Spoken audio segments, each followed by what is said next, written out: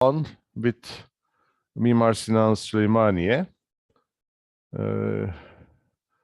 I emphasized the fact that Sinan's facet understanding is totally different than preceding examples.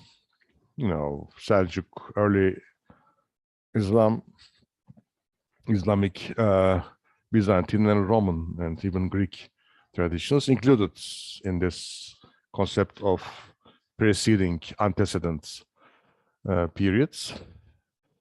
In Sinan's architecture, we have a tendency to integrate separate elements, but at the same time to keep their individuality. For example, here we have those arcades, another zone of arcades, arches above, domed, side spaces, and central dome. Altogether, they are separate units. But at the same time, we have them in grades, which is named concatenation in English, concatenation, derecelendirme yani, in grades. They follow in horizontal line, parallel lines, and reach to the level of the dome. We can create horizontal lines then in a pyramid-like ascent leading to the dome. Altogether, these different elements join to this concept of concatenation and integration. Then this very difficult target, integration of the elements, at the same time keeping their independence, realized by architect Sinan. You could also draw a line from the dome, apex of the dome to the bottom, a vertical one, and obtain a kind of division of the whole into two halves, right and left, which is symmetrical. This symmetry, also great. This would introduce a monotony, but it is not here, since those different levels are diversified with different elements of different size, in a way breaking this monotony's symmetrical disposition of the building. This is one of the greatest masterpieces of world architecture. Never forget this facade. My comments here, of course, has a meaning for architecture history, but from the perspective of architectural theory, these comments are generalizations that might go for different traditions in the world or for the act of architectural design, in a way very useful, since these are some principles that underline aesthetics of architectural design. And here we have these elements very well disposed by Mimar Sinan, since he understood it very well. And end product is the work of a mind who was conscious of those design principles, which are universal, really universal. Unity in diversification, or vice versa, diversification in unity altogether is the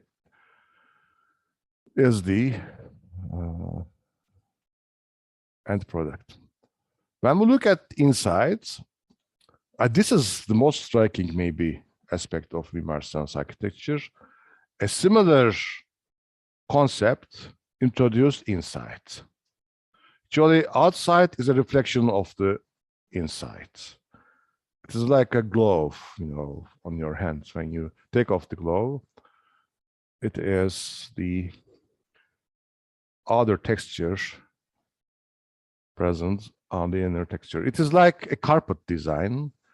The surface of the carpet is a reflection of the background design and structural system.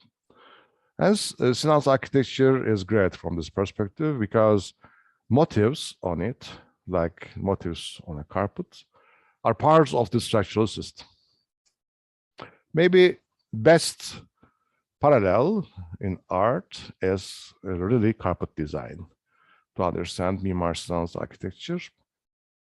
Look at these triumphal arch organizations, left and right, central arch higher and wider, just like a triumphal arch. This concept, Sinan knew very well what a triumphal arch is, and he introduced it here. Adapting to that, at the background, the dome is wider and higher. Look at here, wider and higher. And this triumphal arch organization is also reflected by means of these arches outside. At the back, you see these arches. And in this way, this facade underneath the great arch here, directly reflected outside, as you can see. This facade underneath the great arch, directly reflected outside. And the arcades of Hagia Sophia, which are monotonous running columns and arches, shifted from inside to outside, as you can see. This is a great idea. Then the order of Hagia Sophia reproduced outside of Süleymaniye. This potential, very well understood by Sinan, unbelievably, and used in order to develop his design idea. All right, let's go on with the slide. And pay attention, how deep is this arch? Look at it, how deep is this arch? This is a great, how can I say, understanding. If he would put this tympanum wall at this inner border of the arch, he would be hiding the great potential of the baldachin, which is done in Hagia Sophia. In Hagia Sophia, this tympanum wall sits upon this inner edge of the arch, and these great pillars and the arch altogether hidden at the back of this tympanum wall and arcade here. What Sinan did was to take this tympanum wall back and put it at the outer edge of this arch. Look at here, outer edge. In this way, introduce this great baldachin with its all robust presence. I am a baldachin here, supporting the dome. Or, the baldachin is, it's çardak in Turkish. I am the çardak here with the dome at the top. This structural presentation is really great. It's really great. You can read all elements here that make this composition. It is like a cubist painting.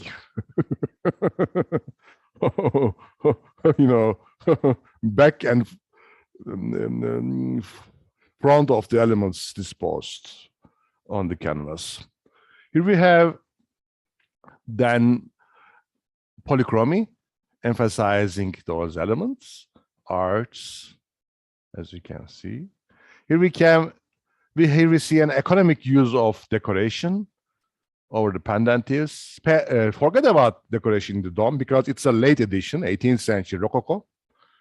This is a late edition. The dome was not decorated as such originally. It was very, very modest, like this half dome. This is original half dome. And dome itself could be perceived in its strength altogether. And also pay attention how these colored arts, I mean, if you would be in the mosque, you would feel this better, but from this, but unfortunately we are not. From this slide, you cannot get it maybe, but let me tell you this. This polychromy creates a continuum. Look at it, red-colored arch at the background. You see? This is a mosque with a central nave and side aisles. But with this specific use of polychromy, this red-colored arch at the background, give the sense of a rotunda, a circular building, as if these corridors on the two sides or aisles is part of a great ambulatory space around this baldachin. Though it is not. Look at the plan. Plan nerede? Here it is. You see, it is a basilica yani, değil mi? Aisles on the two sides and the central nave, typical basilica. And this basilica can be taken back to Hagia Sophia. In Hagia Sophia, we have a great basilica. So simple, yani. So simple. Let me go back. I suppose there are slides after, but I can show you later as well. Look at it here. This is a basilica, it's side aisles and central domed space. Nothing more. Nothing more. And the side spaces are strictly differentiated and hidden at the back of these curtain walls, right and left. There is no attempt to integrate them to the central space. And divisions are so severe, I mean, lower and upper structure. There is no attempt to integrate them. Everything is independent. But here, everything is also independent in Mimar Sinan's architecture. Exist they with their, how can I say, self-existence, but at the same time integrated underneath a single whole. And pay attention now to these side spaces, how they turned out to be part of a continuum, you see, around the central space. Then the potentials of different plan types well understood. Also, you can say that, hocam, we have here a 4A1 courtyard, değil mi? Seljuk 4A1 courtyard, as if Ayvans opening to the central space. Or a Queensrÿche church, Crossland Square church here, a cross plan. These deep arts reproduce this idea. But this is neither a Queensrÿche church, nor a 4A1 courtyard, nor a basilica.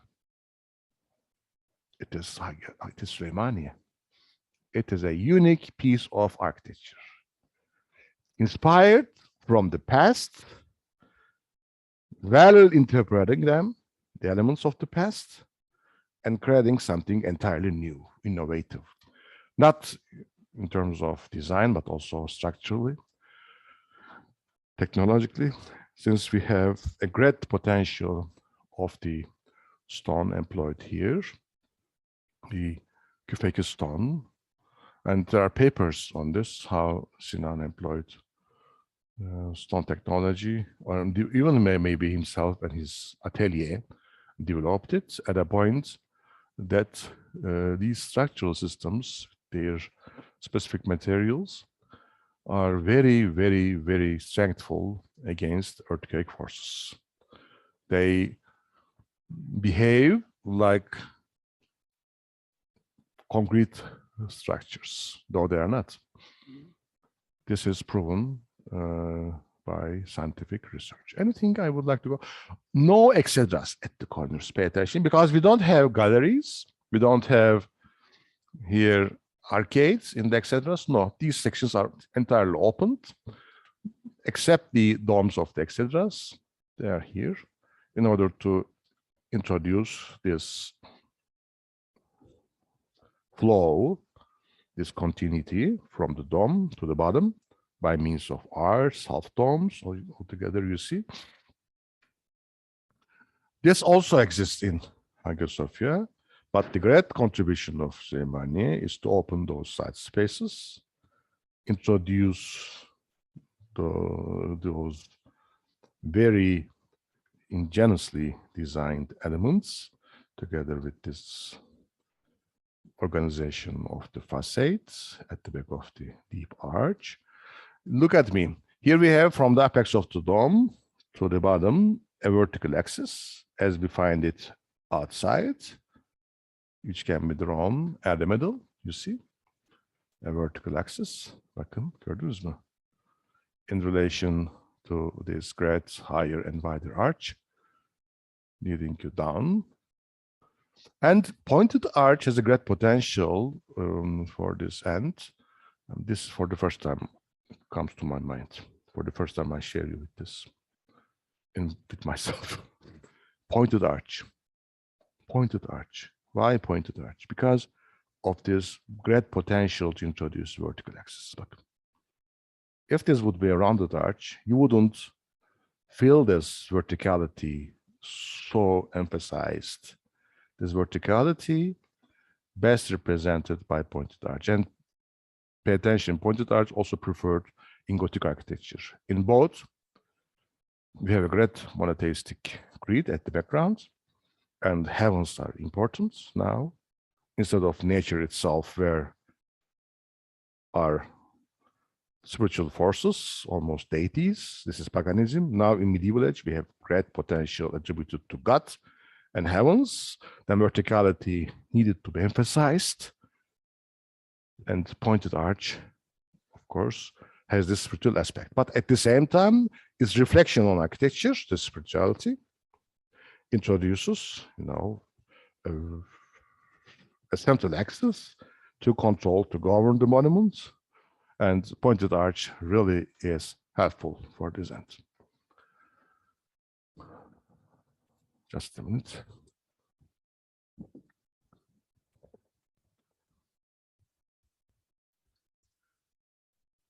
Buttresses, they are so integrated.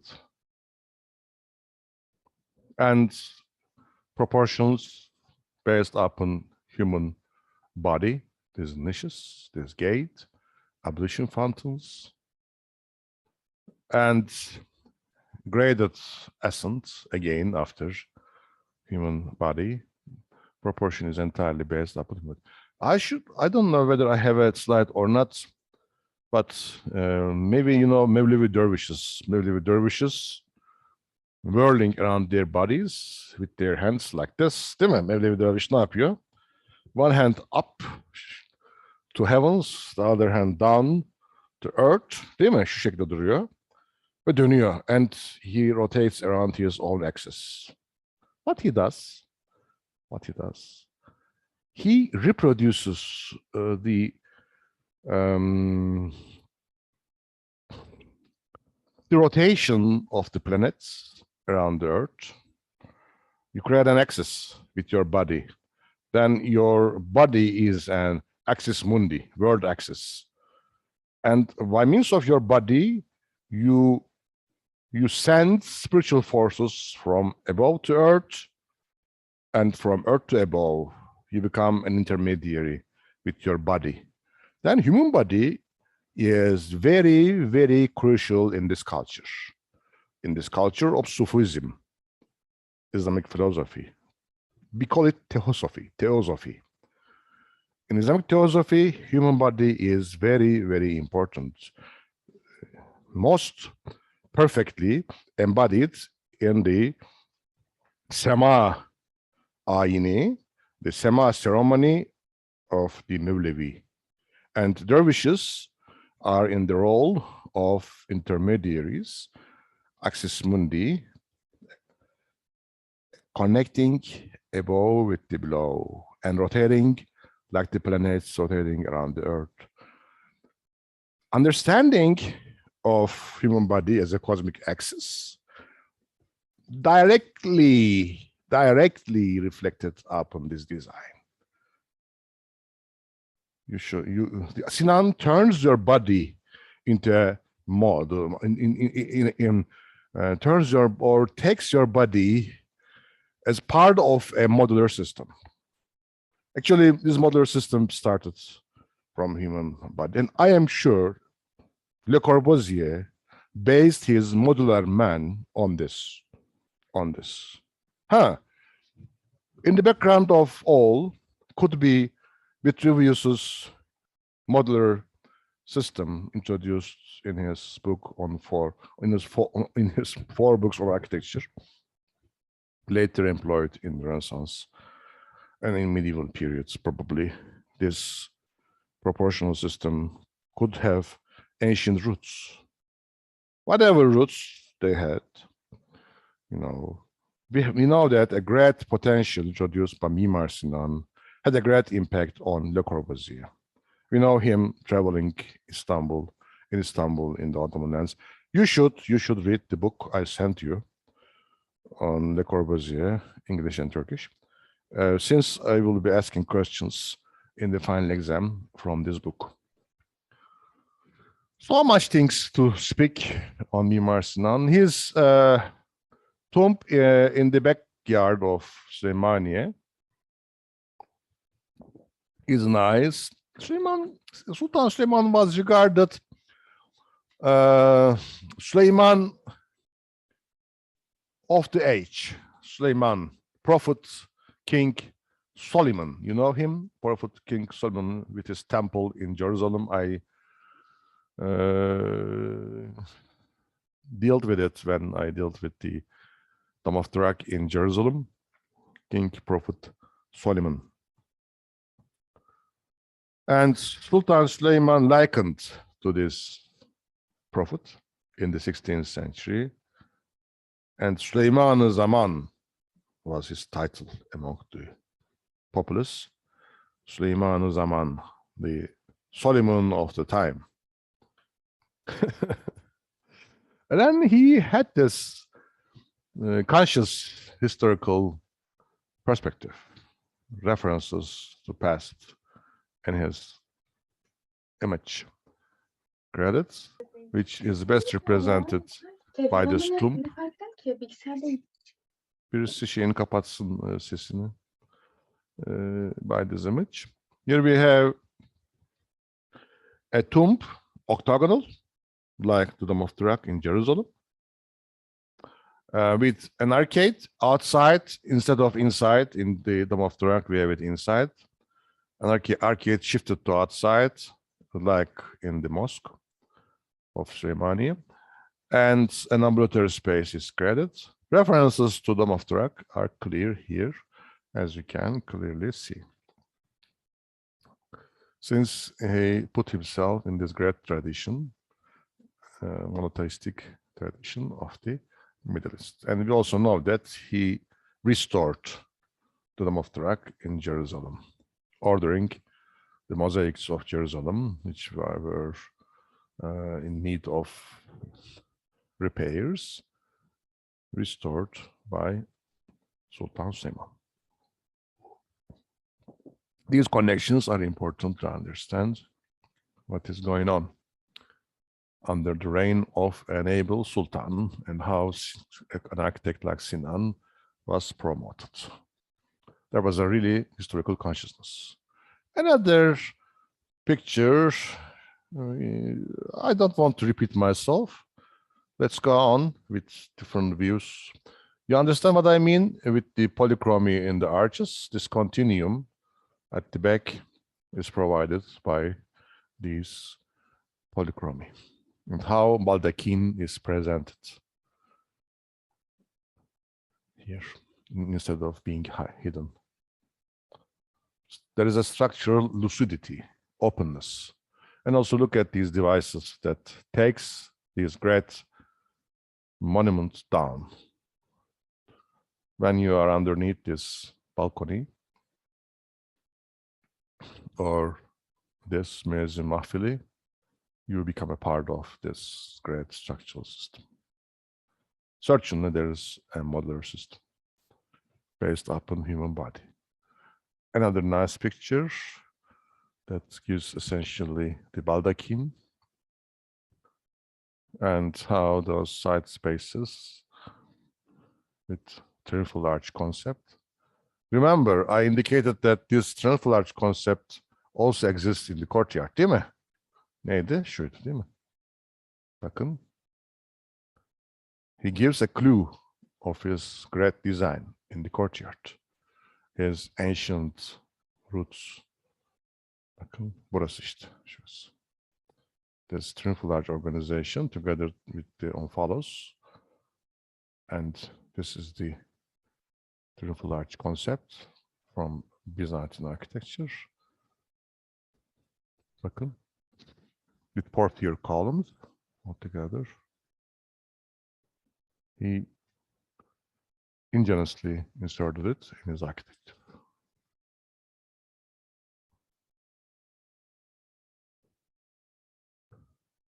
Bakın.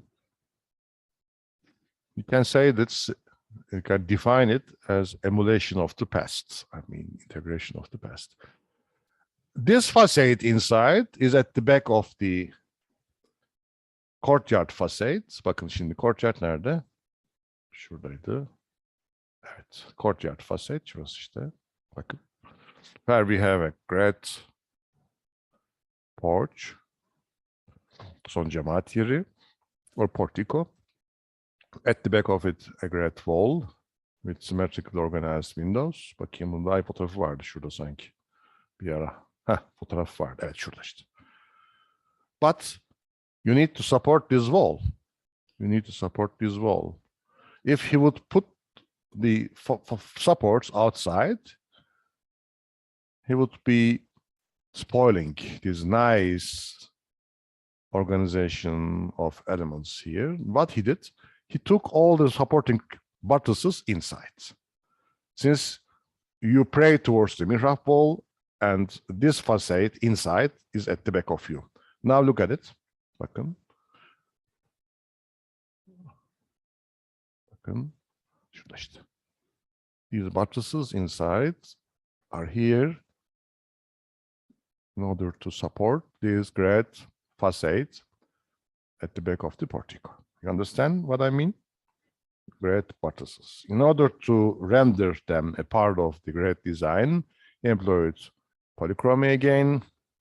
He used those devices, balconies, above arcades, in order to take them down to the human level and render them parts of the great design. Evet. These are slides to show you connections. Bursa Hüdavendigar Camii, convent mosque in Bursa, inverted T-type mosque, ters T planlı cami, inverted T-type, and how those ayvans could be related with these larger and wider central domes with their arches, and also Sırçalı Madrasa, this concept of a great ayvan can be related to the semi-domes. You can regard it as a great ayvan. Why not? Değil mi? Sources are there, roots are there, but they become, so differentiated then individuality of Süleymaniye comes to the fore. Evet, bakın. İşte bunlar. These are the features borrowed from past as images. Bakın.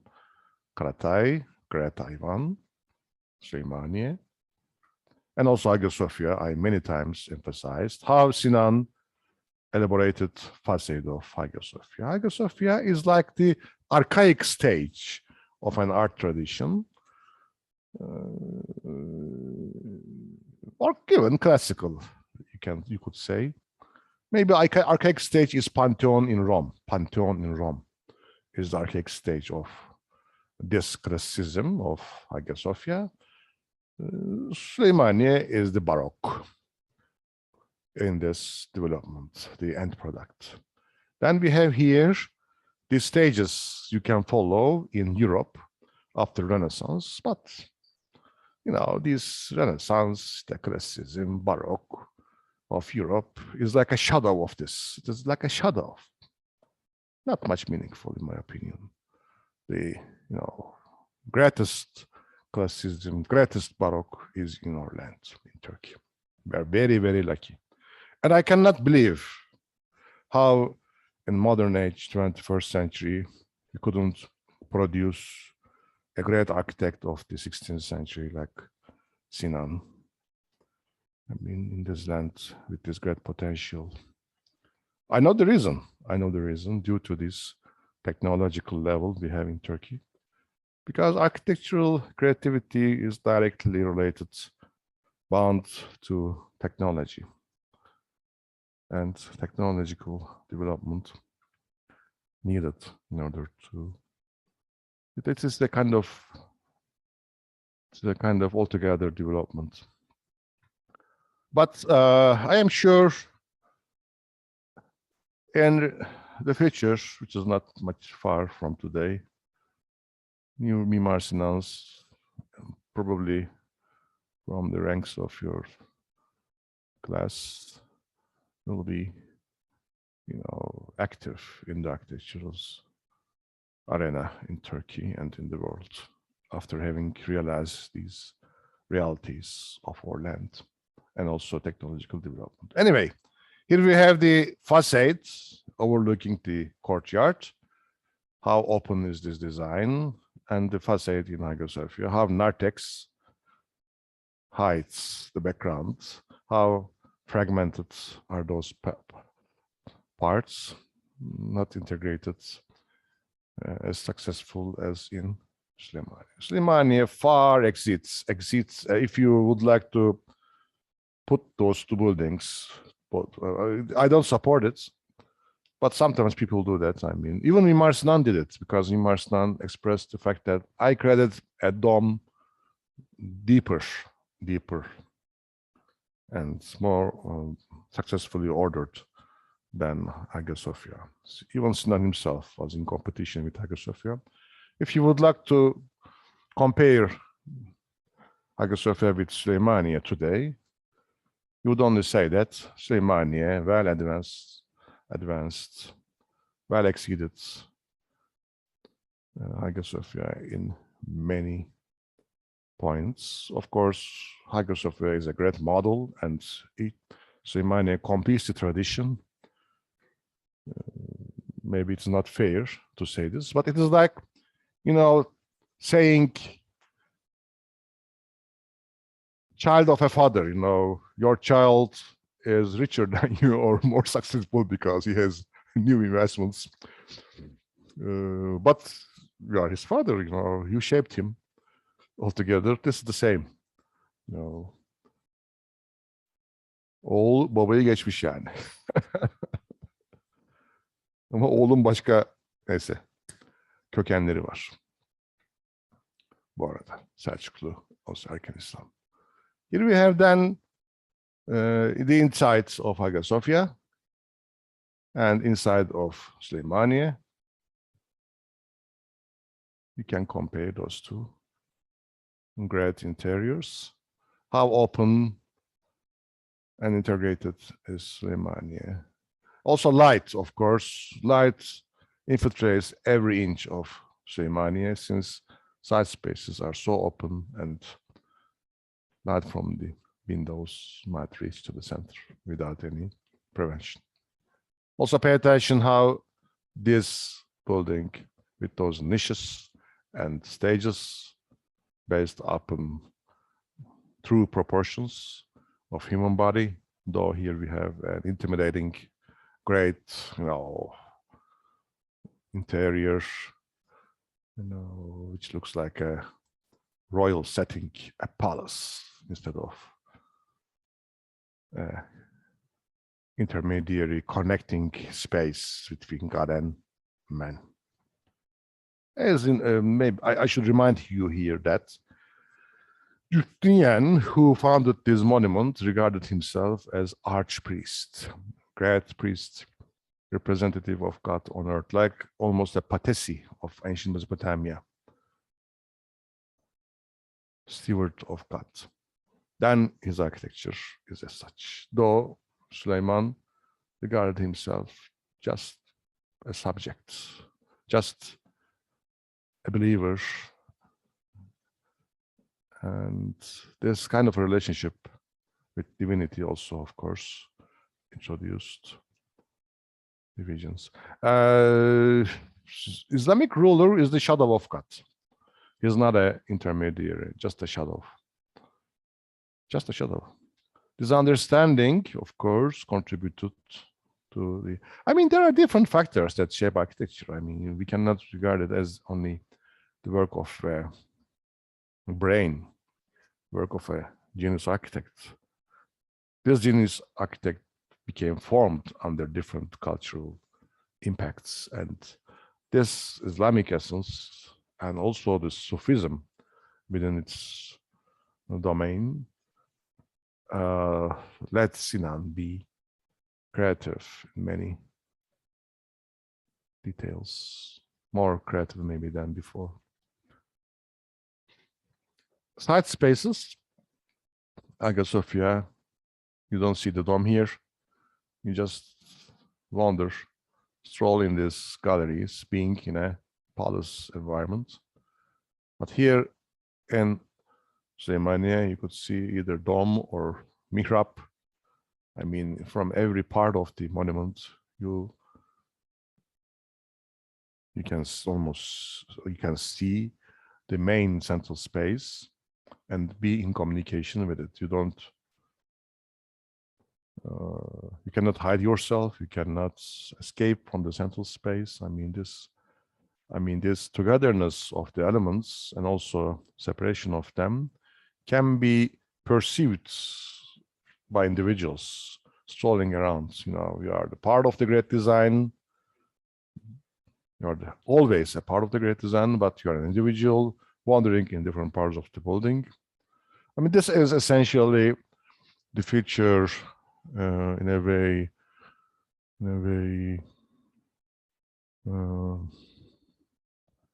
produced by architecture itself.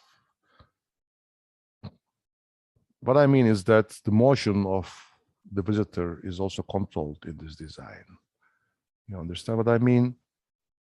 An architect, a designer, might introduce bodily movements in relation to the great order he or she introduces. And this is amazing, really. This is amazing. You can make him or her a part of your great design. I mean, and this is aesthetics, yani. This is aesthetics. You feel architecture in a satisfying way, or you become lost and, you know, disappear like being in Hagia Sophia. You should pay attention to these details. You should pay. If you would, the citizens of Turkey, if they would have been informed of architectural history, architectural culture, aesthetics, they wouldn't vote Hagia Sophia and make it the best architectural work of Turkey. I remember in 2000s, there was an enquete, inquiry on the internet asking which building best represents Turkey, which is the masterpiece of Turkey, and everybody voted Hagia Sophia, Hagia Sophia, Hagia Sophia, because, you know, this is a touristic place, everybody knows it. Also, Western world, Europe, adores it and encourages people. Okay, Hagia Sophia is a great building, I like it, and everybody likes it. Why shouldn't we like it? I mean, this is a great Roman building, you know, imposing, nice, but from the perspective of architectural history, structural history, from the perspective of aesthetics, Hagia Sophia is here, Süleymaniye is there. And I wish one day our students would really appreciate their values, the values which are closer to themselves, historically, culturally, instead of, you know, the values imposed to them by Westerners, by Europe, which pretends to be global. Global. It's not global, it is Eurocentric. Anyway, Süleymaniye Cami is a part of a külliye, as I told you many times. This is the last slide, just to remind you this fact. So many points to say. Here is a nice small tomb Sinan created for himself, and he is buried there. I wish one day you would go to Süleymaniye and visit his tomb and send your praises to this great architect, Koca Sinan. Sinan experienced with different patterns. Almost every building by Sinan introduces an innovative design. Rüstem Pasha Mosque is based upon an octagonal baldachin, great porticos at the front. Here it is, Rüstem Pasha. Here it is, Rüstem Pasha in Tahtakale. Sultans always built monuments on top of the hills, grand viziers and ladies on the slopes of the hills, and Rüstem Pasha was a sadrazam. This mosque, oh my God, look at this nice photograph. Nice photograph. Oh, unbelievable. Here we have a view from outside again, and in this mosque is very well known with its great tile applications. Inside, you can see the octagonal baldachin. As I told you, Sinan always tried something new in his design. Here, the idea is to cover the walls, you know, the symbol of the earth, the walls, the symbol of the earth we live on. And the dome is entirely white plastered. Only on the pendentives we have tiles also. This is an idea to underline these contrasts. You shouldn't expect great designs, interpretations by Sinan for a building sponsored by Rüstem Pasha, but still we have an idea here. This is the dome. This photograph is closer to reality. You see there's different divisions, levels leading to top to the apex of the dome.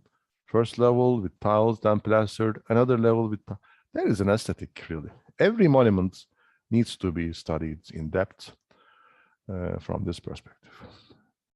And Mihrimah Sultan Mosque in Edirne Kapı. This time we have a square baldachin. The idea here is to create a vertical axis, a height, as far as possible, as high as possible, a baldachin as high as possible, without buttresses. This is a challenge, engineering challenge, and engineers adore these monuments. If you would ask an engineer with a historical knowledge, which monument by Sinan you most like? This would be the question. The reply would usually be Mihrimah Sultan, because really, Mimar Sinan attempted to try here and a kind of, how can I say, a structural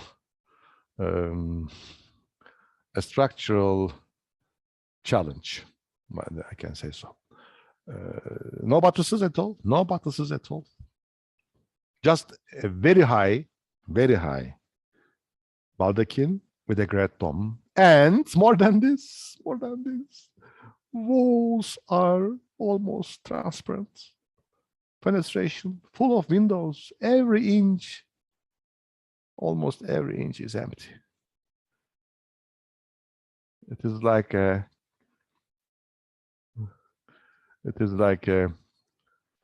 incense burner of glass.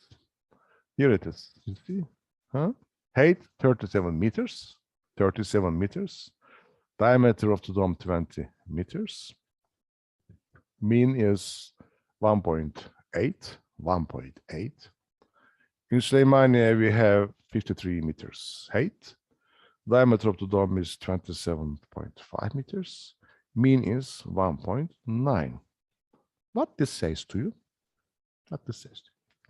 Look at Süleymaniye. In Süleymaniye, the plan is important for me. We have great pillars, really great pillars. We have great pillars in the walls, inside. We have great pillars outside. You see, the dome is so stable, so strengthful. What about Edirne Kapı, Mihrimah? You see? Do we have the plan? Here it is. Just very inconspicuous, small pillars in the walls. Very high, just pillars, four, but almost columns. They are not even pillars. very high, 37 meters. Windows inserted everywhere. Almost transparent walls. Walls don't carry these monuments. Walls are there just to introduce windows. Those 4 columns, it is like a tent with poles, just a tent with poles. You see the mean? Almost the same, 1.8, 1. This is the calculation I introduced, maybe for the first time. 1.9, 1.8. You see, very close, Süleymaniye and Mihrimah. But what about the buttresses? No buttresses here at all. And interior. I should have a better slide for this. Oh my God. No, unfortunately, I don't have. You can check internet, look at it. You don't even see buttresses. They're so small, but only windows everywhere. This is the reason among Mimar Sinan's monuments, only Edirne Kapı Mihrimah suffered during the last earthquake. It didn't collapse, just as keystone fell. Keystone of the mihrab section here fell. They restored it. It is still visible. It is still there in all its majesty. You can visit it one day and appreciate this great design. It is based upon a rectangle. Almost all buildings of Sinan employ a rectangle because this is a direct reference to Prophet Muhammed's mosque in Medina. Bakın şimdi. Bakın. Bakın. Rectangle. You see rectangle? East-west axis emphasized. Süleymaniye, rectangle. East-west axis emphasized. Though we have a central nave and 2 aisles, and it looks like a rectangle whose short sides facing Qibla. No, it faces Qibla with its longer sides. What a consciousness it is. What a consciousness. I displayed you the reference to Triumphal Arch, Roman Triumphal Arch. But the great design, the greatest design or greatest concept is this reference to Prophet's mosque in Medina with its east-west axis, longer mihrab wall. And adaptation of a basilica within this sort of a rectangle of a hypostyle Friday mosque. Sinan always preferred it because he would like to revive this concept, and also he would like to present the contrasts between rectangular shell and its relationship with the baldachin. Baldachin would be square, baldachin would be octagonal, baldachin would be hexagonal, and the potentials of this relationship between the rectangle on east-west axis, developing on east-west axis, and the central baldachin, to relate it to the central baldachin. Oh my God. Look at it. You see it. Here we have it. You see the rectangle. Now, side spaces are covered by low, very low domes in order to present the central baldachin. They are very low. And madrasa here is also very low. You see the madrasa here. This is deliberately done here. In order to connect the elements of the rectangle at the corners, he introduced an element, a stepped arch, right and left, you see, which reminds volutes employed in Baroque monuments in 17th century. Baroque architects would like to combine, basilica to the central domed section. Then they used volutes like this, but they could not relate this facade pyramid to the background, because at the background there is a longitudinal basilica. No relationship between the facade and the background. At the end, they just kitted the idea. But in Sinan's architecture, at the background, we have a domed baldachin, and this relationship between the exterior walls and the inner facades are well provided, you see. This correspondence of inner and outer shells is well provided. Let's have a break. We are all tired. 10 minutes. We can meet at 10:45 and go on with the slides. Thank you. Great fire temples, has a history. Also, polygonal baldachins has a history. İşte Rotunda architecture of Roman Empire. A nice example in Istanbul is Sergius Embacus Church, an octagonal baldachin, you see, inserted in a square. This is a church by Justinian, employed in Istanbul. Today it is in the quarter named Kadırga. It contains an octagonal baldachin with exedras, you see, and gallery space at the top. It became an inspiration source for Mimar Sinan. Lüleburgaz Sokol Mehmet Paşa Külliyesi is a great complex of buildings where we have at the center a mosque, number 1, then a madrasa around the courtyard, as you can see here. Elementary school, number 3. I cannot see it. And here it is at the back. Yani ilkokul today. And double bed also present here in this design. This is the double bed on the left. And a prayer dome between the caravanserai and the courtyard of the mosque. A double caravanserai. Unfortunately, this caravanserai demolished during the development project. This is one of the buildings of Sinan demolished. This then is a hypothetical reconstruction. Evet. This monument is specifically valuable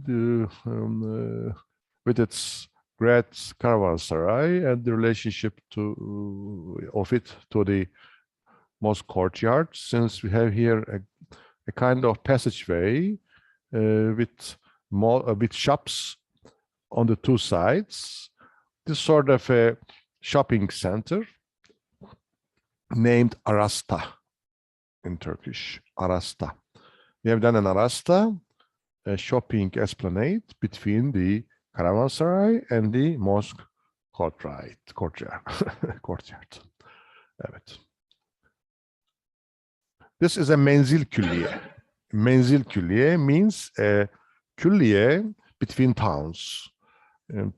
Usually a menzil külliye contains a caravanserai, han, places to stay, taphana.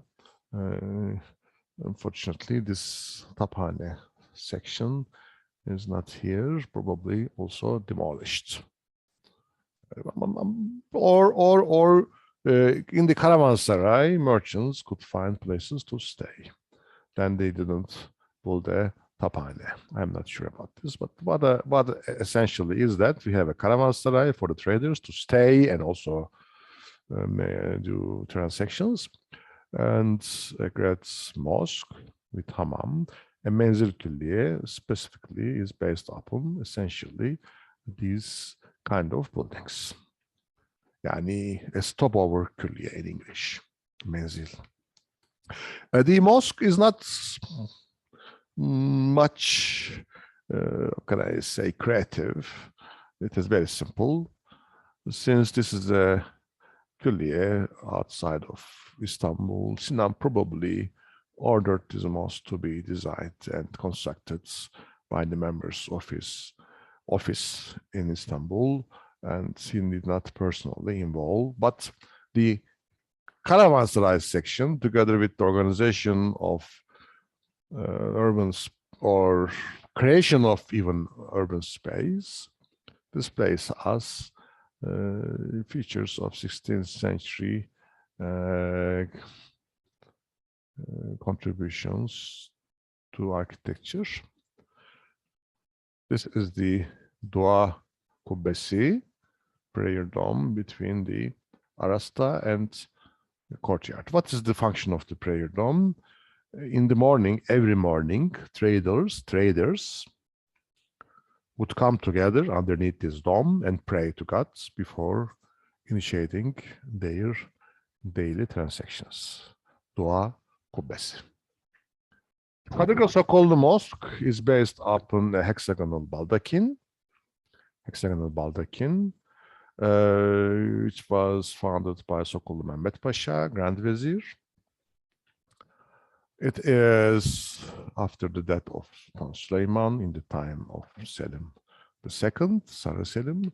Here we have again a külliye with a mosque at the center, madrasa, cells around the courtyard. Remember, I illustrated this when I was dealing with Balat İlyas Bey Külliye, a Menteşeoğulları building, indicating that Sinan inspired from this aspect of madrasa mosque combination and introduced his student cells around the courtyard. Number 3 is the convent. Here we have a tariqat center, a Sufi center, Halveti, tekke, at the back of the mihrab wall. You see, bakın, a külliye sponsored by a sadrazam, member of the palace, highest rank in the bureaucracy, sadrazam yani. And in this külliye, he also commissions a tekke. This displays the fact that Ottoman sultans encouraged orders, Islamic orders, and the in the cultural life of the people. Tekke formation, and many Ottoman sultans were themselves members of orders. This Sufi essence of Ottoman religion is one of the points that we should underline to understand their art and architecture. A külliye with a Sufi convent. Number 3. What is striking here is that, remember Sultanahmet Square in Istanbul and Marmara Sea. Sultanahmet Square is in a high position and Marmara Sea is down, and there is the hill slope leading to Marmara Sea. This mosque in Kadırga is on this slope, and there is level difference in this construction. Here we have first level above tekke. You go down and reach to the mosque, its courtyard, and go down by means of a staircase here, which is here, which passes underneath the main classroom of the madrasa, and reach to the bottom. Here we have then 1, 2, 3 levels, 1, 2, 3 levels. Yes, 1, 2, 3. First level dedicated to tekke, second level dedicated to mosque and the courtyard and the madrasa, and the third level dedicated to the entrance to the shops here, as you can see, underneath these madrasa rooms.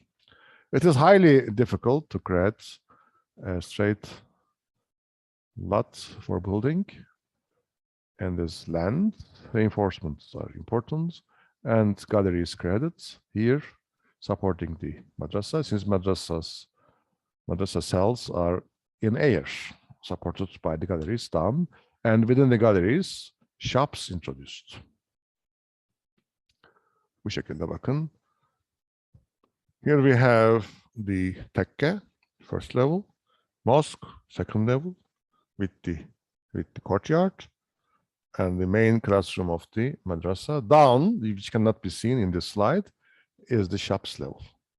Now you go up to the courtyard from the shops level, reach to a nice courtyard with madrasa rooms. Across is the portico of the great mosque. This is a view showing you the main classroom across this portico, main classroom on the left, you see. Underneath it is the staircase leading to the shops. This is the staircase. You can go up Unfortunately, I can only inform you on this architecture within the limits of slides. I wish we would be going there and seeing these monuments in situ. This is a portico of the madrasa main classroom, which can be accessed by a staircase here and the gate. You see how student cells embrace the main classroom. This should remind you main Ayvan of a Seljuk madrasa. Instead of a main Ayvan with vault, we have a square room with a dome and student cells on the two sides. A nice photograph shows you the octagonal baldachin and the great portico at the front. This is one of the most beautiful mosques of Sinan with its size and details. This is the Ilyas Bey Mosque, how Sinan inspired from it with student cells and main classroom around the courtyard. You see? In order to relate mosque to the courtyard arcades, he employed this nice domical corner room. You see? Here we have it. To connect and to create this pyramidal impact, from domes going up to the central apex. Here we have the interior pillars. Değil mi? Bir dakika, plana bir daha bakayım ben şurada. Hexagonal, altıgen yani. Two main pillars, east and west, two others in the north, and two others within the walls of the mihrab. Evet. Here is the interior, hexagonal. These are the pillars in the walls east and west. This is one of the pillars in the mihrab wall and one of the pillars in the northern wall. We have then a hexagonal baldachin. The elements of the baldachin are again disposed, visible. You can sense the baldachin. At the same time, it is rendered part of these great facades. You see, the elements of the facade are highly striking. You start with an angled wall, but this transition from the angled wall to the dome is so softly and successfully managed that these contrasts are partly eliminated, because Sinan did not like to entirely eliminate differences. He would like these differences remain. Every element exists with their individuality, but at the same time, make them part of the total design. Then walls, like a sculpture, gradually disappear by means of these mukarnas, then turn into spherical surfaces and finalize at the apex of the dome. Since this is a rectangle, he needed to fill these corners of the rectangle. This time we have these great balconies. And also the aim of having these balconies with the nice columns is to bring down the monument to human size. Again, when you are next to this column or inside this section underneath the balcony, you become a part of this total design. And economic use of ornamentation, mostly tiles. And when we look at this monument, and also Rüstem Paşa, you understand that Sinan, in the same time, creating his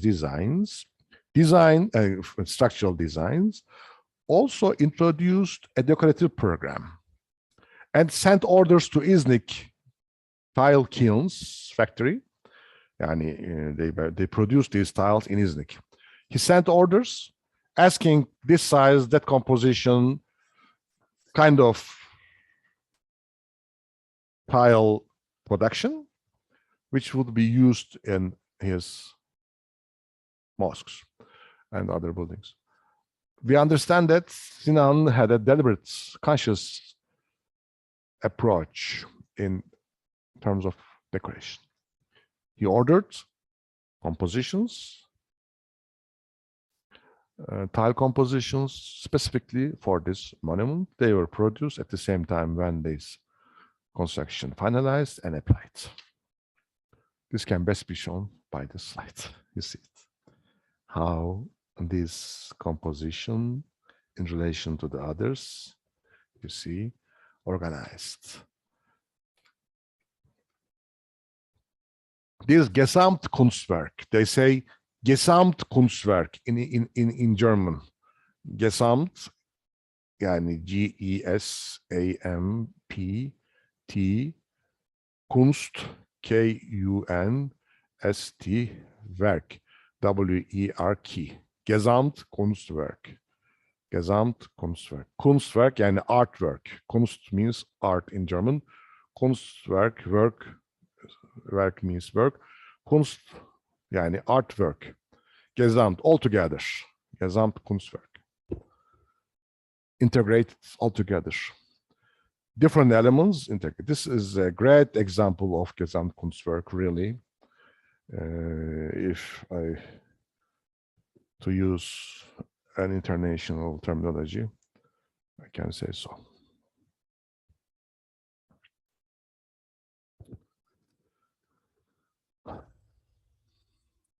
Rüstem Paşa, Şemsi Ahmet Paşa Külliyesi in Üsküdar is on the Bosphorus. It contains a L-shaped madrasa together with a mosque diagonally placed, and a nice landscape is promoted here.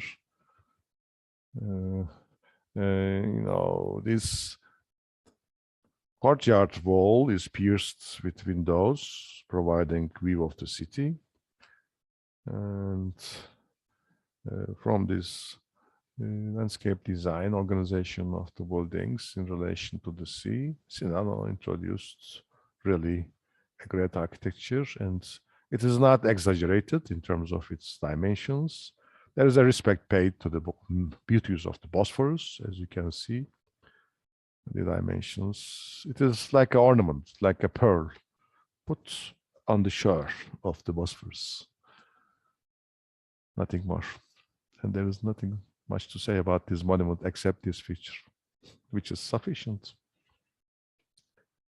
Selimiye Mosque, great masterpiece of Sinan, which is not structurally speaking as creative as Süleymaniye, but still is a really great contribution to world architecture. But this time we have an octagonal baldachin. This octagonal baldachin inserted again within a rectangle. You can, inside, you can perceive this angled rectangle and the spherical organization of the polygonal baldachin and the contrast well evaluated, contrast well, how can I say, results. We have an apse-like projection here introduced for the mihrab. This is a reference to Ivan or apse of the past. What else I can tell you? These madrasas are inconspicuous, very low, not to compete with the central projection of the monuments, like a pyramid at the center. They are very low, respecting to the central body. There is a great courtyard in the same dimensions with this. For me, more important than this great design of Sinan here with Selimiye is his references to Edirne style. Edirne style. There is an architectural tradition in Edirne from early Ottoman period, and Sinan well understood it, studied it, and he introduced some elements from this tradition. This point is greatly striking for me. This shows that Sinan also had a how can I say, had an eye with which he would appreciate local traditions, not only in Istanbul, but also elsewhere, you know, in Edirne. I mean, inspecting the monuments there, taking elements from it and incorporating in his work in Edirne. This point is not much known, and people don't much regard these kind of local connections, but in my opinion, they are very, very important to understand Sinan and his architecture. Again, we have grades, you see, concatenation, and vertical axis. You know, features that I have been dealing with until now, all integrated in this monument. It is spherical and almost entirely, since based upon an octagonal baldachin, but you can still sense this rectangle in which this baldachin is imposed. Look at this nice facade. Polychromy is great because polychromy, red colored arts, is a feature of Edirne architecture. I will be showing you this.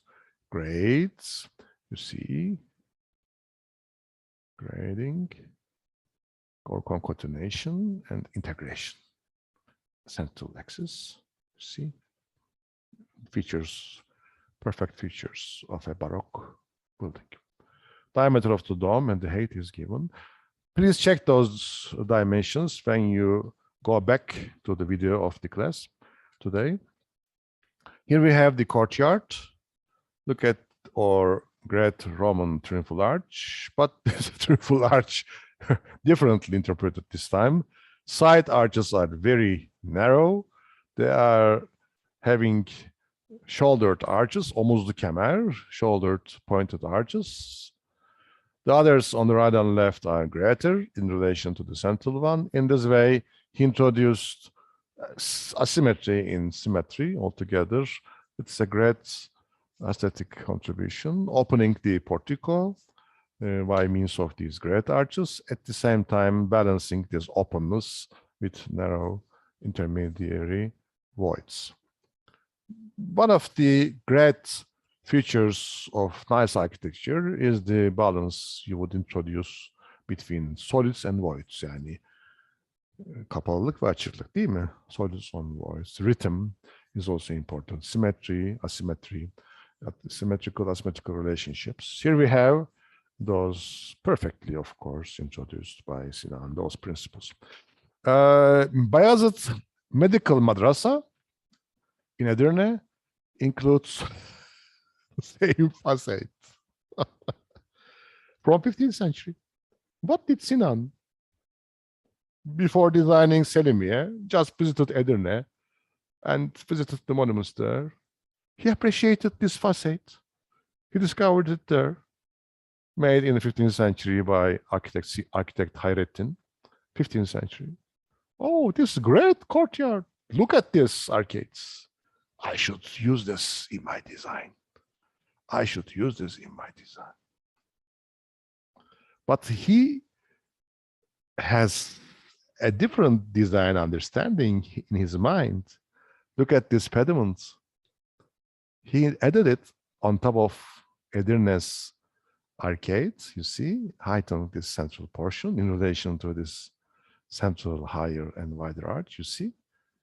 At the back is a greater dome, and also the relationship of the central part to the, yani, what I mean is that this monotony of the horizontal axis balanced with the verticality at the center. You see what Sinan made here with this potential, this great, nice facade. But he eliminated the monotony here. This same size, for example, domes, which are not related to the lower arcades, now interpreted totally different. And also very practical because he needs a horizontal axis to lead to the mihrab. He knows that there is the potential of this Qibla axis, and this pediment helps him to pronounce it. At the same time, to break the monotony here in this facade.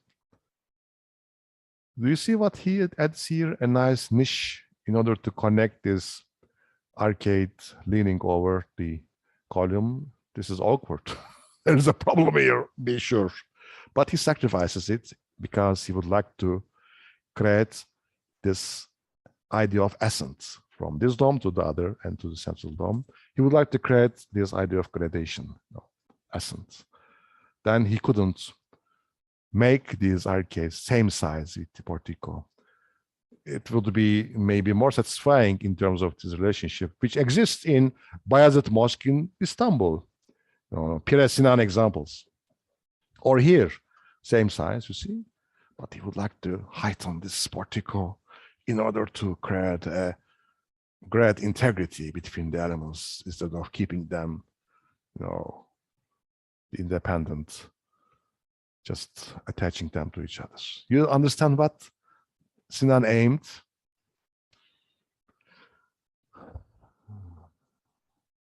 This ablution fountain, Shadırvan, now is used as an ablution fountain as well. Not in Süleymaniye, but here it is. And this is the most successful ablution fountain I have ever seen in my visits to architectural sites. The posture of the man sits, cleaning his feet and hands and face together, clear sign of Sinan's understanding of ergonomics. I mean, how these matters in relation to function could be shaped and reshaped. And this is the most functioning Shadırvan I have ever seen in my life. And the dimensions, of course, introduce a modular system here, or the elements of a modular system. From here to there, from there to here, from here to there, and then these relationships are very well provided. Interior, here is the rectangle. Bakın, rectangle is there. Here is the baldachin. Here are the elements connecting baldachin and rectangle. You see, deep arches. Then there's a perfect union of separate forms, typically Sinan, and the Müezzin Mahfili just underneath the dome points this vertical axis. You see, from here to dome, there's a vertical axis. The Ayvan apse like mihrab section projects outside. This idea of an Ayvan is there. And look at these great pillars with Muqarnas capitals, and together with the other Muqarnas zones, independent tiers, capitals, and the others, create a kind of line separating up from down. You should also take this Muqarnas in this understanding of a intermediate zone. Above is the dome. Sorry for this. Maybe next slide. Yes, above is the dome. This is the intermediate zone, like heavens, and then uppermost domain is represented. Actually, this is a microcosmos. Alemül neydi? Asgar, microcosmos. Macrocosmos, alemi kebir, is outside, the universe itself. Then a mosque should be representing the entire creation. The main symbolic understanding is that as a microcosmos, mosque represents creation, created universe, with living and material beings in the universe, 4 elements represented in this traditional interior. Right.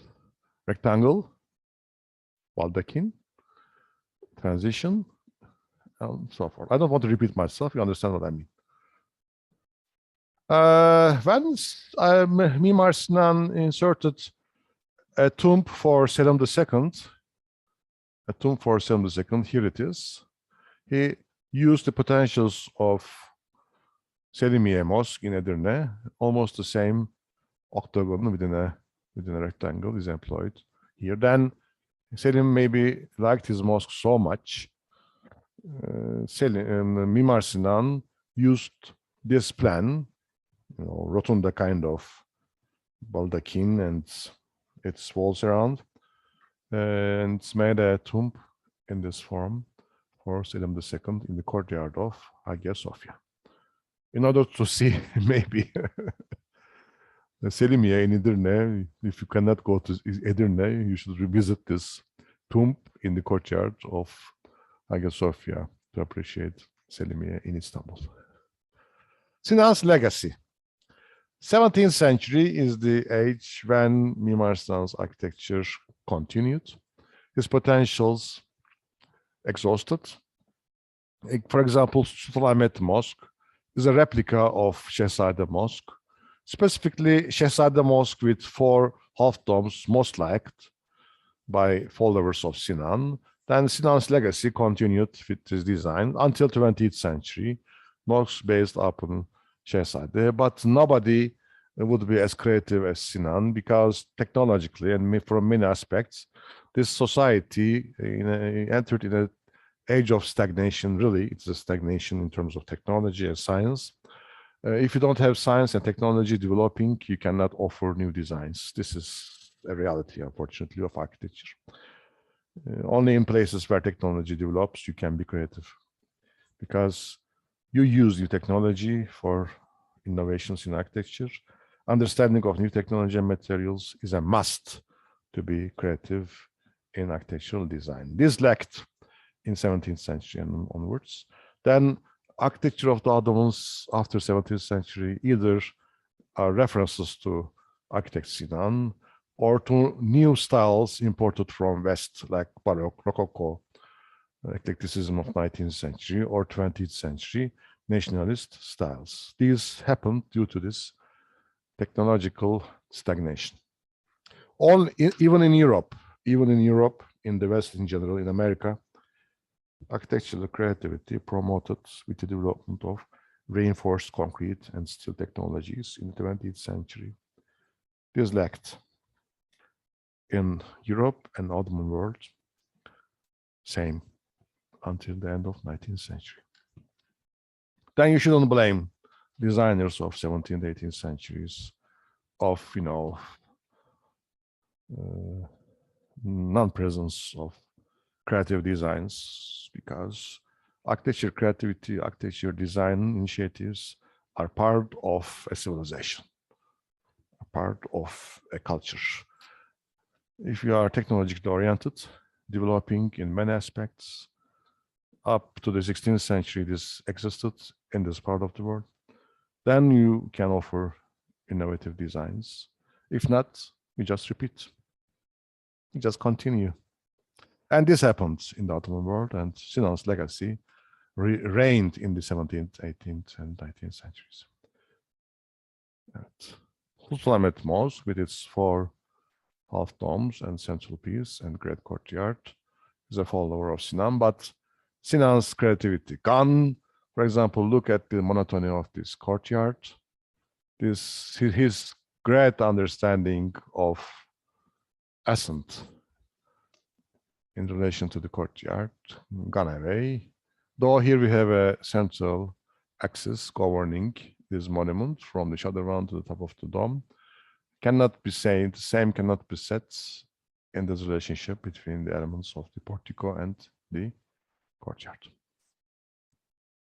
End of 16th century.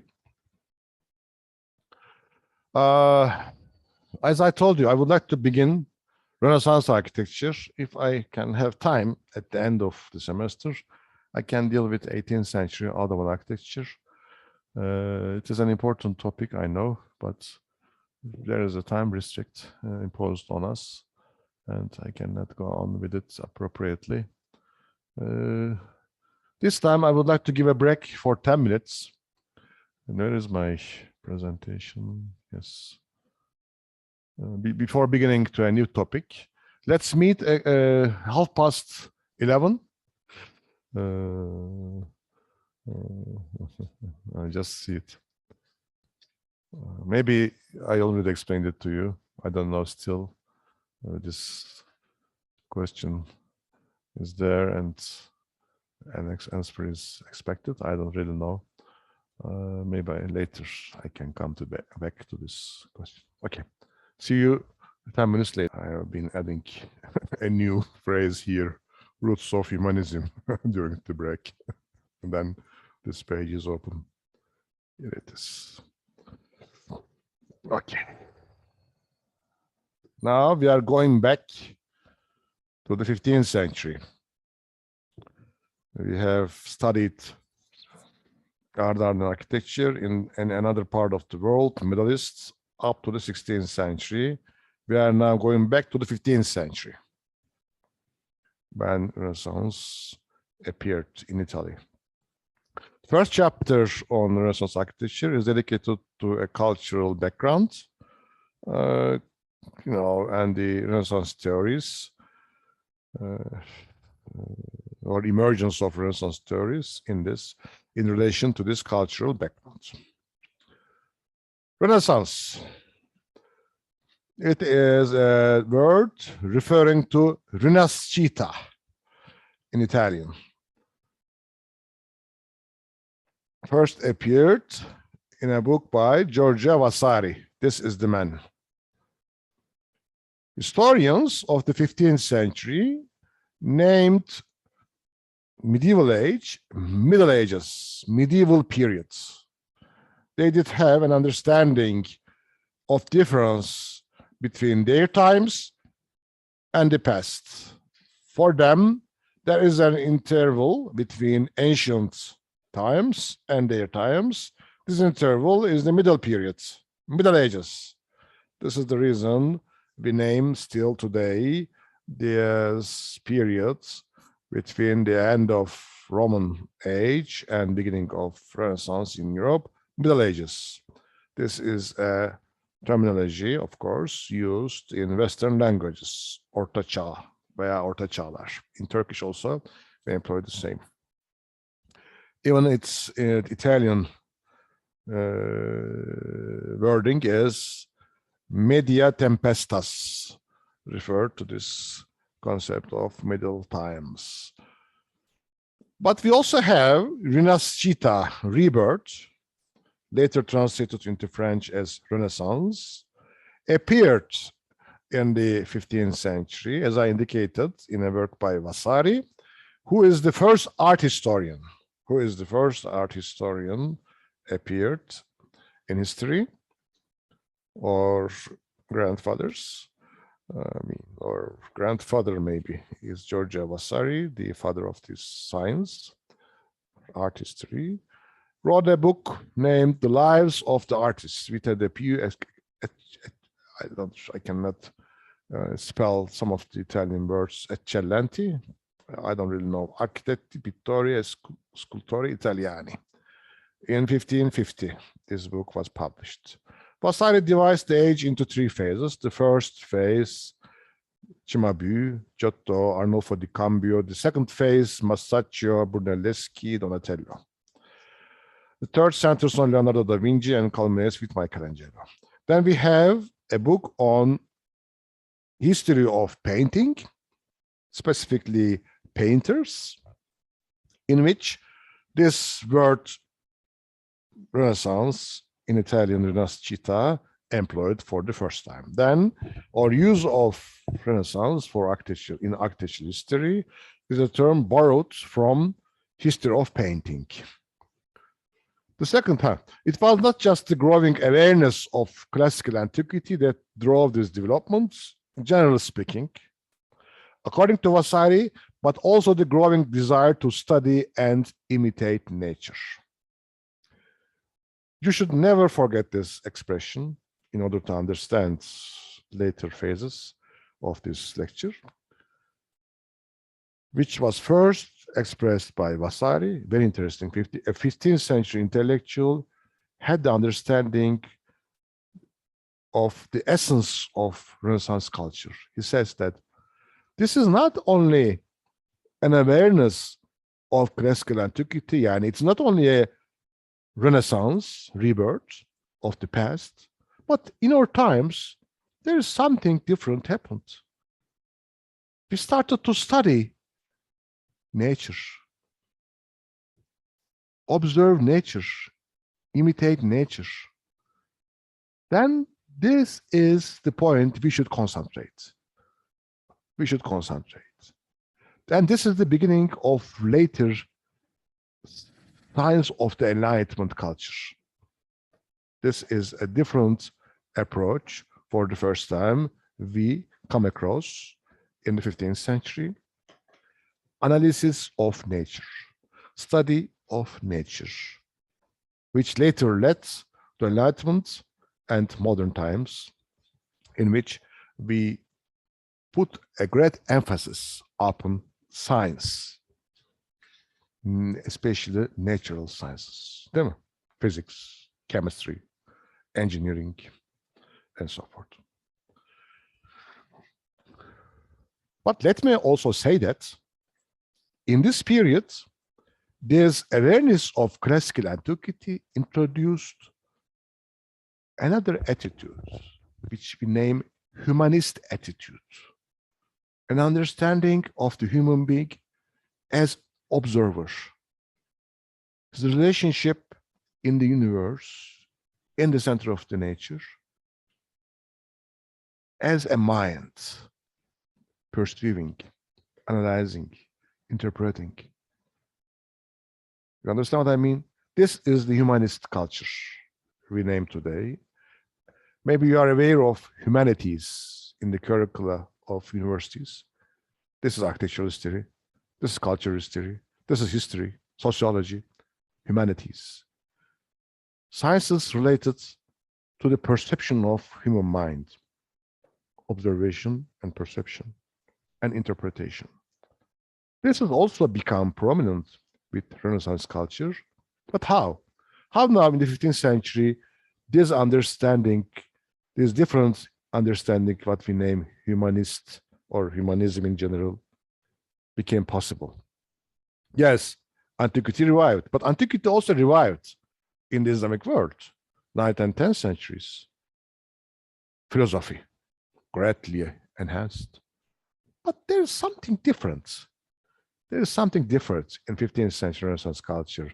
A different realm of knowledge became dealt with, introduced with Italian Renaissance. What is that? What is that? This is the question mark to begin. Origins. In French, in the 19th century, this Italian word inspired the name Renaissance. Now in the 19th century in France, history is written, and they started to employ profusely this new word, Renaissance.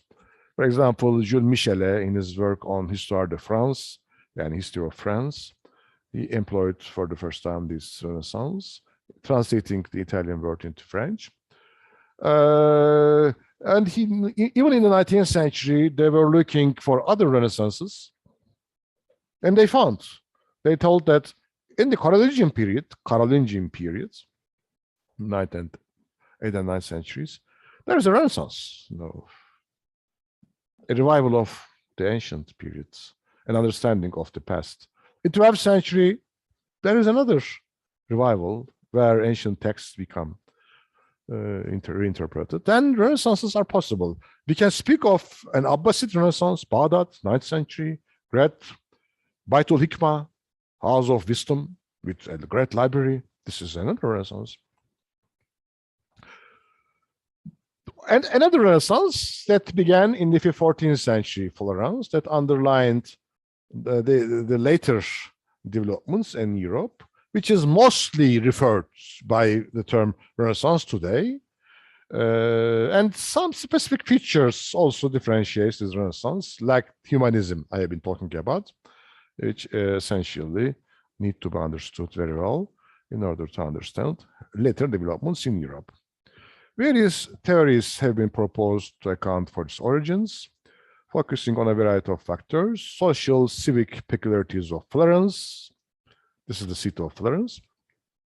Its political structure, the patronage of its dominant family, the Medici family, who sponsored works of art, was there. But why Medici family appeared, under what circumstances a rich family, wealthy family appeared, this is another question mark. And migration of Greek scholars from Constantinople after the conquest by the Turks also provided transfer of knowledge from east to west, and the transfer of texts from Constantinople. Other major centers like Venice, Genoa, Bologna, Milan, and Rome also developed during this century, altogether contributed to the development of Renaissance. This map very well shows those independent city-states of Italy in the 15th century. Kingdom of Naples, today's Napoli, in the south. Papal states, they were independent states: Florence, Siena, Venice, Milan, Savoy. Specifically Florence is regarded as the birthplace of Renaissance culture in Italy. These independent states had colonies all along the shores of Mediterranean Sea and developing in trade in the 15th century, of course, provided flow of capital to Italy and wealth of the local families augmented, who sponsored great works of art. It is an age when intellectuals studied and improved, started to study and improve the secular and worldly, both through the revival of ideas from antiquity and through novel approaches to thought. Some scholars, such as Stark, played out the Renaissance in favor of the earlier innovations of the Italian states, which married responsive government, Christianity, and the world of capitalism. Stark explains the development of Renaissance by means of these factors. He says that in those city-states were responsive governments, impact of Christianity, and the world of capitalism, and he finds those in the background of Renaissance culture.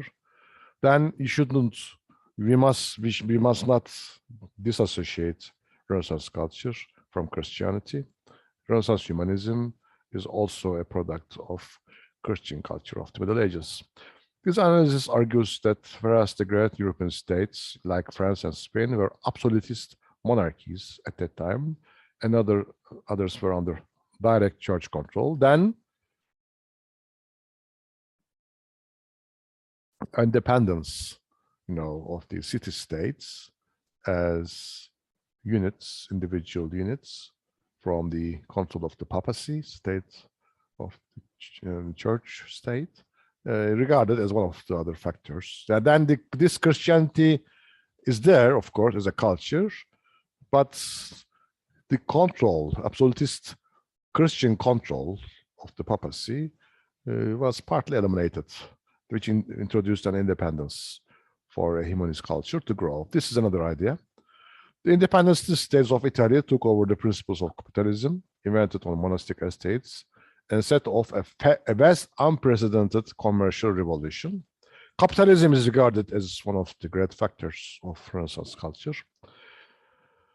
During the Renaissance, money and art went hand in hand. Artists depended totally on the patrons, while the patrons needed money to foster artistic talents. Wealth was brought to Italy in the 14th and 15th centuries and 16th century by expanding trade into Asia and Europe, as I told you, colonies. Luxuries from the distant world brought home during Crusades increased the prosperity of Genoa and Venice, particularly after tolerance. This is a map of Constantinople from 15th century. Here is Galata Quarter, which was an Italian quarter at that time, Genoese quarter. Italian state or colony in Constantinople. Later on, continued under Sultan Fatih, and Galata never ceased to become a center of the Levant with its European families, mostly Italian origin, later French and British also joined, altogether provided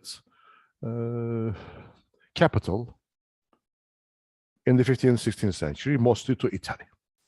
And not only there, here we have in Smyrna, in Alexandria, and many other port cities where Italian colonies existed that transferred income to the mainland Italy. And of course, this promoted development of a wealthy society in Italy, 15th and 16th centuries. And this wealthy society developed curiosities in different realms, arts and sciences specifically, and also governorship. And this promoted development of Renaissance. Crusaders' involvement in the Middle East, in Seljuk period, and later even in the early Ottoman period, also introduced Western Christians to the Middle East. And the beauties of the Middle East transferred not only material beauty as material entities, but also intellectually, many sources transferred to the West during the centuries, 11th, 12th, 13th, and 14th centuries. 300 years of Crusaders' involvement in the Middle East. They even established states in the Middle East, by means of which they created a communication network and transferred ideas and goods from east to west. And recently, books like The Renaissance Bazaar by Jerry Broughton, From Silk Road to Michelangelo, or Deborah Howard, Venice and the East. Recent publications proves this communication network through which beauties, riches of the East transferred to West and established later Renaissance culture. Sorry, but I need this to open my eyes. Here it is. The position of Italian cities such as Venice as great trading centers made them intellectual crossroads. Merchants brought with them ideas from far corners of the globe, particularly Levant. Levant in French means East. Venice was Europe's gateway to trade with the East and a producer of the fine glass, while Florence was a capital of textiles. The wealth such business brought to Italy meant large public and private artistic projects could be commissioned and individuals had more leisure time for study. This is Venice, the great city of Italy, which architecture emerged in 15th and 16th centuries. San Marco Square, you see. And families developed, as I told you. One of them is Medici family. House of Medici, San Lorenzo. He established the Ospedale degli Innocenti and San Lorenzo Church. Giovanni di Bicci is the name. Oh, sorry, I made a mistake. Giovanni di Bicci is the founder of this family. He sponsored San Lorenzo Church and Ospedale degli Innocenti, Hospital of the Innocents. Cosimo il Vecchio, he founded 3 churches in Florence, monastery buildings in Fiesole, Assisi, and San Marino monastery churches. Lorenzo il Magnifico, these are the important men. I have put arrows. Supported writers like Mirandola and Fincio, and architect Alberti, Donatello, and Michelangelo. These 3 guys can be regarded as the most important figures of House of Medici who sponsored arts and letters and architecture. Of course, they made wealth upon capitalist involvements all over the world. Lorenzo de' Medici was the catalyst for an enormous amount of arts patronage, encouraging his countrymen to commission works from Florence's leading artists, including Leonardo da Vinci, Sandro Botticelli, and Michelangelo Buonarroti. Together with those wealthy families, we have intellectuals, of course, who made discoveries. It started with a study of ancient texts. Ancient Greek works on science, maths, and philosophy had been studied since the High Middle Ages in Western Europe and in the medieval Islamic world. We know this very well, and we can speak of Carolingian Renaissance or Arab Renaissance or Abbasid Renaissance. Renaissances existed before. But Greek literary, oratorical, and historical works such as Homer, the Greek dramatists, Demosthenes, Thucydides, and historian Thucydides, and so forth, were not studied in either the Latin or medieval Islamic worlds. For example, in the Islamic world, philosophical and scientific works were studied, but not tragedies, but not histories of the ancient periods. Since tragedies included gods, books on tragedy and comedy, you know. These were not studied because of the religious difference. The history of ancient world was not studied profoundly since they didn't need it, because they were writing a new history, Islamic periods, and the calendar initiated with Prophet Muhammad. What happened before tied to the prophets, nothing more. Then a legendary history prevailed instead of a more, in quotation marks, scientific history based upon archival material. Then One of the greatest achievements of Renaissance scholars was to bring this entire class of Greek cultural works back into Western Europe.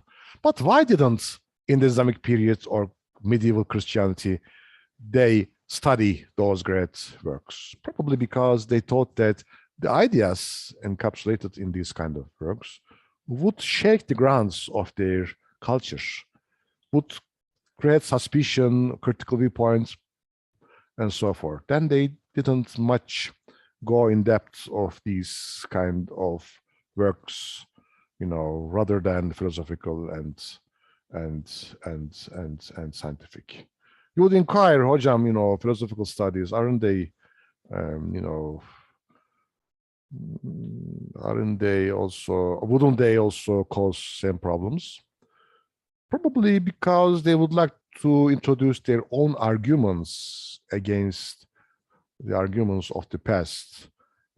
They would like to study, they needed to study. This is not my idea, actually. I read somewhere.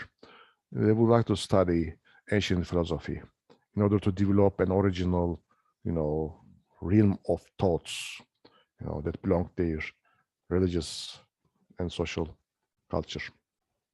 And they studied philosophy, but neglected, the others. A very practical approach. But why should 15th century Italy intellectuals go back to these works other than scientific and philosophical and study them? I mean, this is another question mark. I mean, why shouldn't they afraid of these sources that would shake the grounds of their civilization? This is a great question to answer. Maybe we can find an answer for this later. All right. This movement to reintegrate the regular study of Greek literary, historical, oratorical, and theological texts back into the Western European curriculum is usually dated to Codicio Salutatis' invitation to the Byzantine diplomat and scholar Manuel Chrysoloras to Florence to teach Greek. A scholar invited from Constantinople in the beginning of the 15th century, Manuel Chrysoloras, who was expected to teach Greek. They would like to learn Greek. There was an attempt to learn Greek in order to understand ancient texts. The Renaissance thought really was serious in its attempt to understand ancient Greek civilization. And the products of Renaissance culture. One is Francesco Petrarch. He wrote a text upon his experience in nature named The Ascent of Mount Ventoux. You can find this on the internet, this text, and read. It is regarded as one of the primary texts of Renaissance. This is about, as I told you, his experience in nature. It was his ascent to Mount Ventoux, which took place on the 26th of April, 1336. It is a letter. This text is in the format of a letter. In this letter, written around 1350, Petrarch claimed to be the first person since antiquity to have climbed a mountain for the view. He pretended that he's the first to go to the mountain, for a purpose different than practical.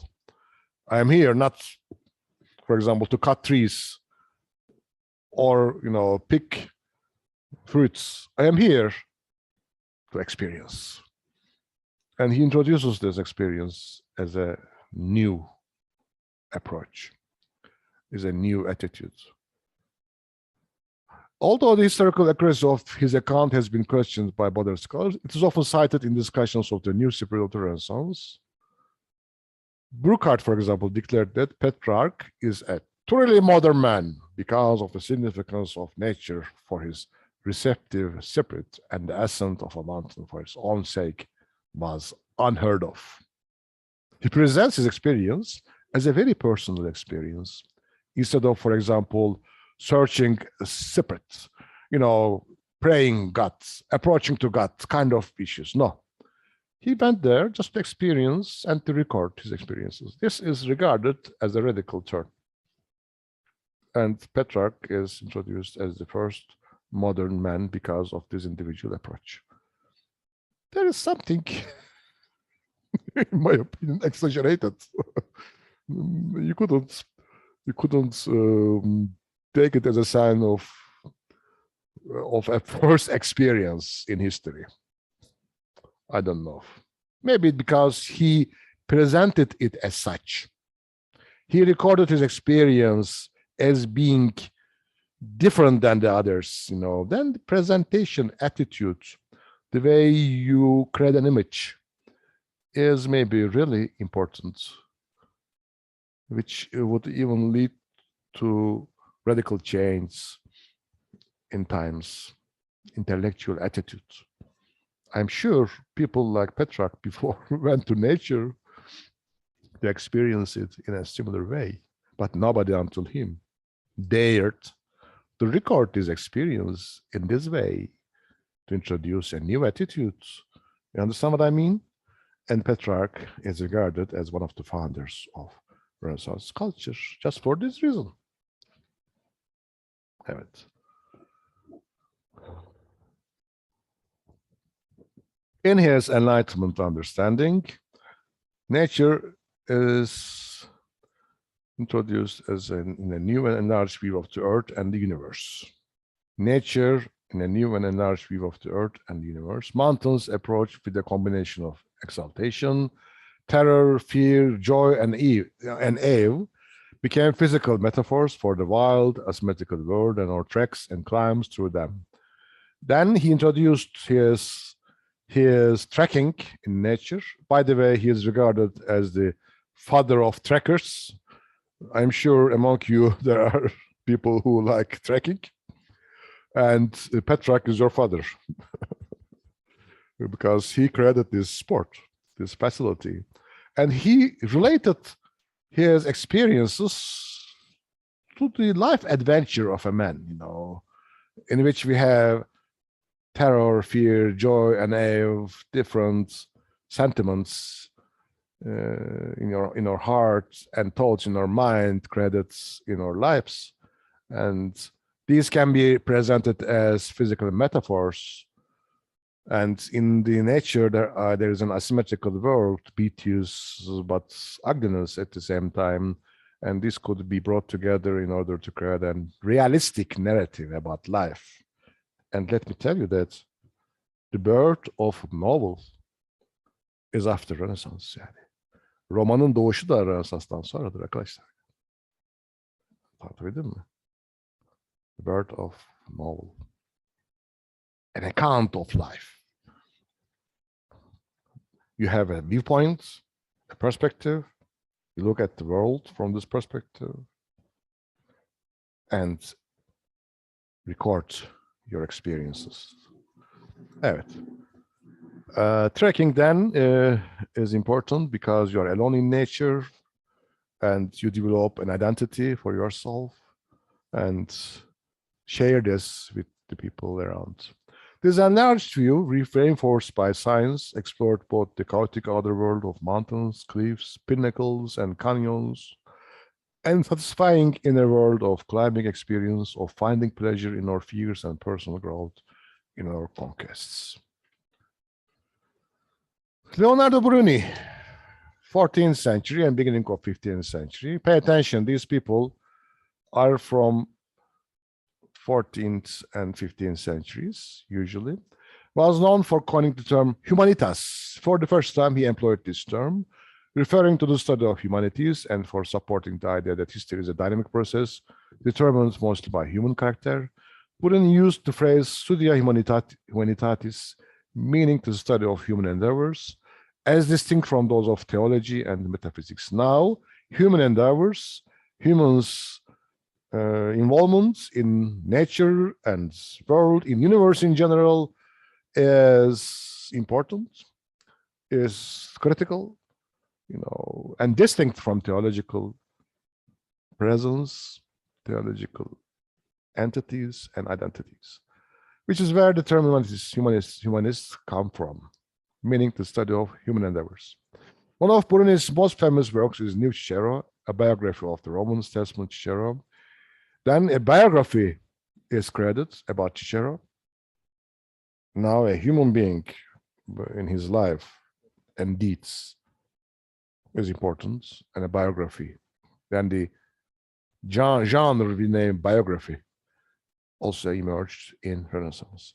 He was also the author of biographies in Italian of Dante and Petrarch. As a humanist, Bruni was essential in translating into Latin many works of Greek philosophy and history, such as Aristotle and Procopius, historian.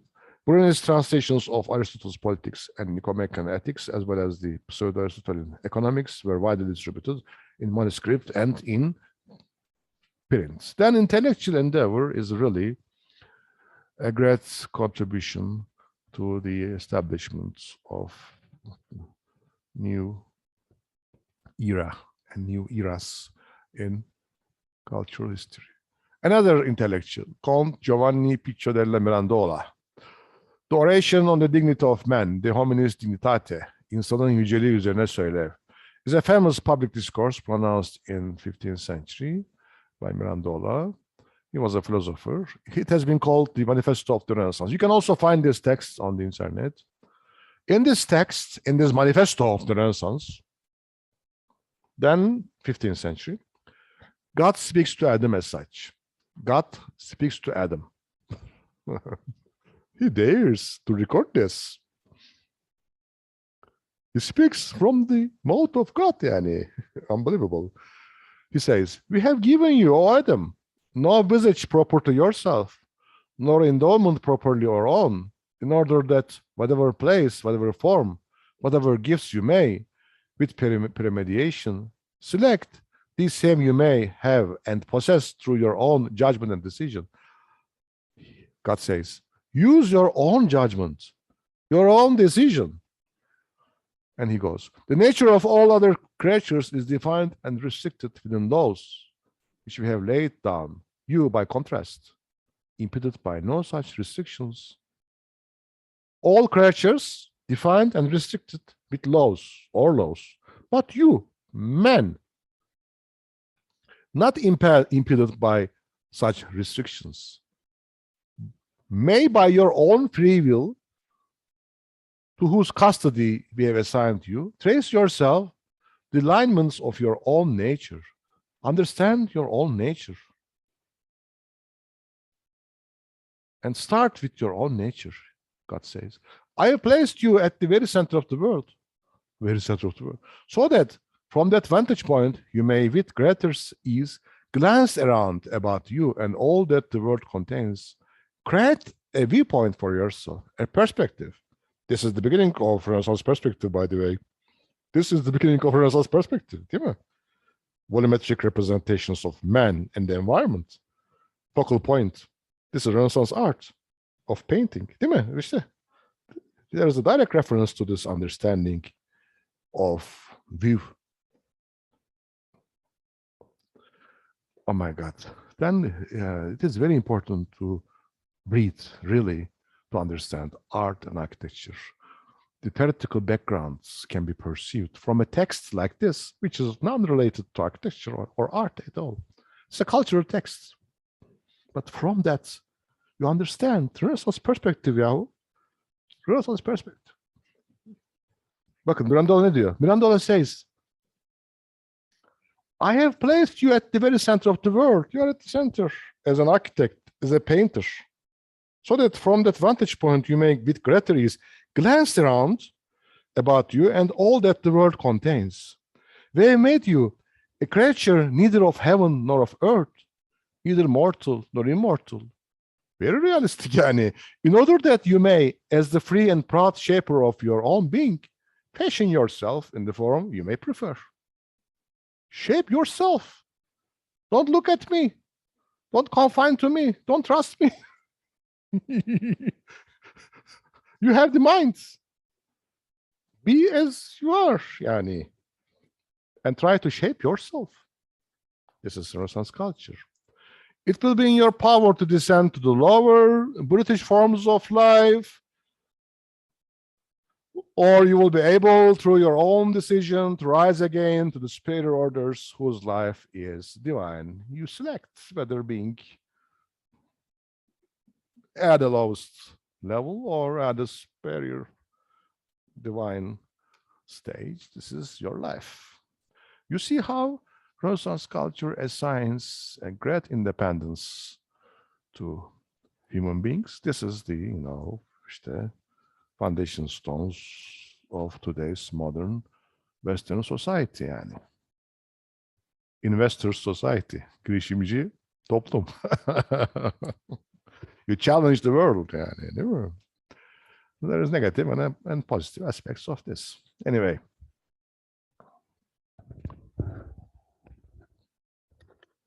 Humanists believe that it is important to transcend to the afterlife with a perfect mind and body.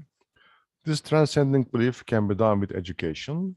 The purpose of humanism was to create a universal man whose person combined intellectual and physical excellence and who was capable of functioning honorably in virtually any situation. This ideology was referred to as uomo universale, an ancient Greco-Roman ideal. Let me repeat. The humanists believe that it is important to transcend to the afterlife with a perfect mind and body. This transcending belief can be done with education. Education is a medium to introduce perfect mind and body. Sport included in that, of course, tracking. Modern universities, specifically American type, like METU, is entirely based upon this understanding, Education of the young by means of humanities, sport facilities, your mind and body is encouraged to become or to reach to higher dimensions, to the level of excellence. Then the purpose of humanism was to create a universal man whose person combined intellectual and physical excellence and who was capable of functioning honorably in virtually any situation. This ideology was referred to as the uomo universale, universal man. So today we call it globalism maalesef yani. Yeah. İşte there is always a challenge. Being universal, being local. The education during Renaissance was mainly composed of ancient literature and history. It was taught that the classics provided moral instruction and an intensive understanding of human behavior.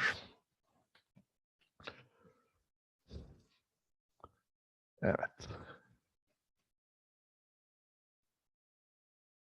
The book by Vitruvius, 10 books on architecture, the Architectura Libri Decem.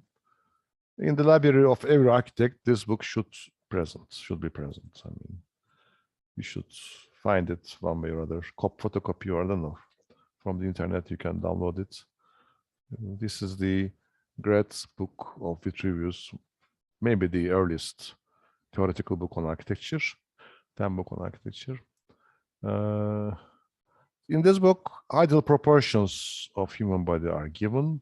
This understanding of uomo universale, yani universal man, in a way touched upon by Vitruvius, since he regards human body as the model of ideal proportions, human body, with its arms extended, arms and legs extended, regarded by Vitruvius as giving the ideal proportions. Some chapters from this, the design of a temple depends on symmetry. According to him, the principles of which must be most carefully observed by the architect. They are due to proportion. Proportion is a correspondence among the measures of the members of an entire work and of the whole to a certain part selected as standard. From this result, the principles of symmetry. There's a standard, there's a model. Without symmetry and proportion, there can be no principles in the design of a temple. That is, if there is no precise relation between its members, as in the case of those of a well-shaped man. Sinan, Mimar Sinan yani, değil mi? These ideals can be found in the architecture of Mimar Sinan. For the human body is so designed by nature that the face from the chin to the top of the forehead and the lowest roots of the hair is a 10th part of the whole height. Then face is the 1/10 of the whole height. The open hand from the twist wrist to the tip of the middle finger is just the same. The head from the chin to the crown is an 8, and with the neck and goes on like this. Hence, this figure by Leonardo, Vitruvian Man, is based entirely upon the proportions introduced by Vitruvius. Değil mi? Evet. You can read this later on if you like, the details of the proportions introduced by Vitruvius. From the Vitruvian Man by Leonardo, we understand that these ideal classical proportions revived in Renaissance culture together with many other elements borrowed from ancient Greek texts. Art. One of the distinguishing features of Renaissance art was its development of highly realistic linear perspective. Giotto di Bondone is credited with first treading a painting as a window into space. This is a painting by Giotto. You see, that of Christ, Saint Mary, and ladies around. Look at this composition. This is one of the earliest depictions of Giotto and regarded as one of the earliest perspective paintings in the Renaissance. Look at how these ladies, two ladies, sitting back to ourselves, you see, facing Christ. This dramatic central focus is created with their posture, facing the central piece, and also the posture of these ladies and these men altogether lead us to concentrate upon this section. This rock, together with the tree and the background sky, altogether signs of a perspective credits. As you can see, there are depths in levels,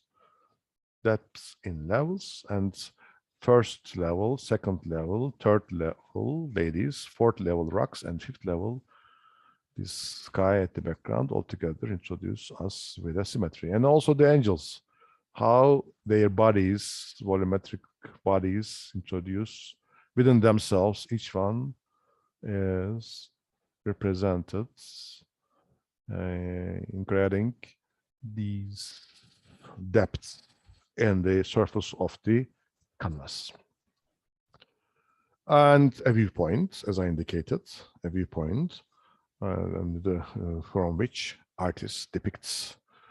Altogether, Renaissance perspective is founded upon realism of the volumetric bodies, and Giotto is the creator of this. Also, Filippo Brunelleschi, Leon Battista Alberti, altogether formalized it as an artistic technique. This development of perspective was not part of a wider trend towards realism, was part of a wider trend towards realism in the arts. To that end, painters also developed other techniques, studying light, shadow, and famously in the case of Leonardo da Vinci, human anatomy. These drawings by Leonardo da Vinci are clear signs of his analysis, scrutinization of human body. Anatomical studies are clear signs of this new approach to nature. Almost scientific study of the natural elements is a feature of Renaissance, and is reflected in art as those, compositions in which we have human bodies, not maybe perfectly initially, but realistically represented when compared to earlier Middle Ages, Gothic paintings, for example. This realism is really, really, really striking. Underlying these changes in his artistic methods was a renewed desire to depict the beauty of nature and to unravel the axioms of aesthetics, with the works of Leonardo, Michelangelo, and Raphael representing artistic pinnacles that were to be much imitated by other artists. Other notable artists include Botticelli, Donatello, and Titian. Circle and square now regarded as ideal forms of architecture, since with circle and square you can create a center. These two forms are regarded as perfect in designing a building. Then you can say that Euclid geometry or geometry is central to architectural design in Renaissance. They did not only create buildings, but even towns. Urban planning is also based upon square and circle in Renaissance period. The ideal city of Sforzinda, named after the Duke of Milan, Francesco Sforza, offered by Antonio di Pietro Averlino, known as Planete, in a book named Libro Architettonico, architectonic book. This ideal city named Sforzinda contained an 8-pointed star surrounded by a circle, as you can see. 8-pointed star is itself created by the juxtaposition of two squares. 8-pointed star is created by juxtaposition of two squares. This is surrounded by a wall of circular shape, as you can say. We have towers at the points where this octagon and the circle intersects. There's a market square at the center, avenues combining inner and outer zones, as you can see here in this slide. We also have gates like those porta. This is an ideal city. This is an idea following closely on the heels of Dante's that the human race is at its best under a monarch. This is an idea by Andante. Of course, medieval precepts, concepts of kingdom, even religious concepts also survived in Renaissance culture. And this idea by Dante, human race, is at its best under a monarch, centralized rule as most convenient governorship in the universe. In a way, dictated those kind of plans. At the center, we have the palace of the ruler, the monarch, controlling the world around, controlling the world. This centralized planning, essentially, it's not introduced in Renaissance. We have this understanding in the past as well, but in a way, once more encouraged in Renaissance culture. Remember, Euclid geometry essentially is in the background of medieval age as well, not only ancient, but also medieval.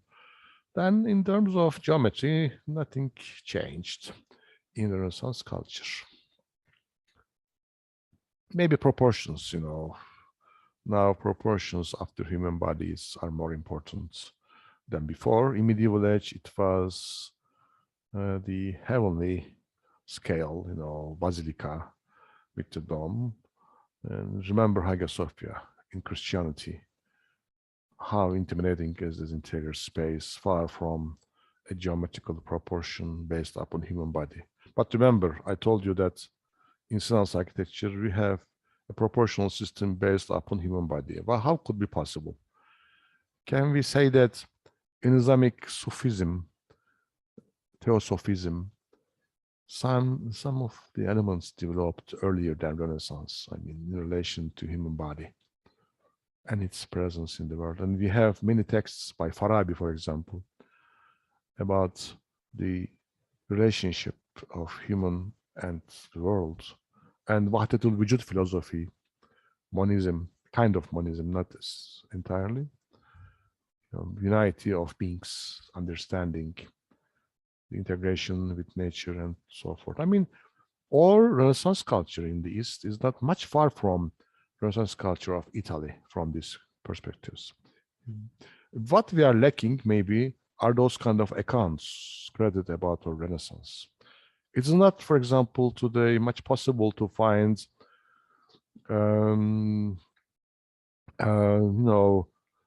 accounts scholarly texts on Arab Renaissance or Abbasid Renaissance or Seljuk Sufism, Seljuk architecture in relation to an intellectual background. But it is very easy for Renaissance. You know, contextualization of Renaissance is best done by Western scholars, but unfortunately, for scholars in the Islamic world, in the Middle East, we lack those texts which would explain our medieval backgrounds, you know, as part of a Renaissance that developed in the 8th and 9th and 10th centuries. This is the reason why Western Renaissance are so exaggerated.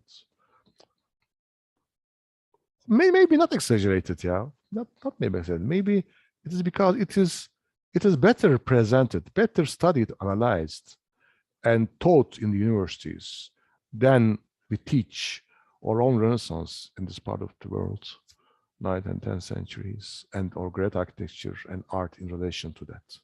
This is the problem, in my opinion. We shouldn't accuse the others continuously of providing hegemonies over ourselves. If somebody establishes hegemony over yourself, intellectual or material hegemony, this is mostly because of you, because you are weak, you are inferior mentally and materially.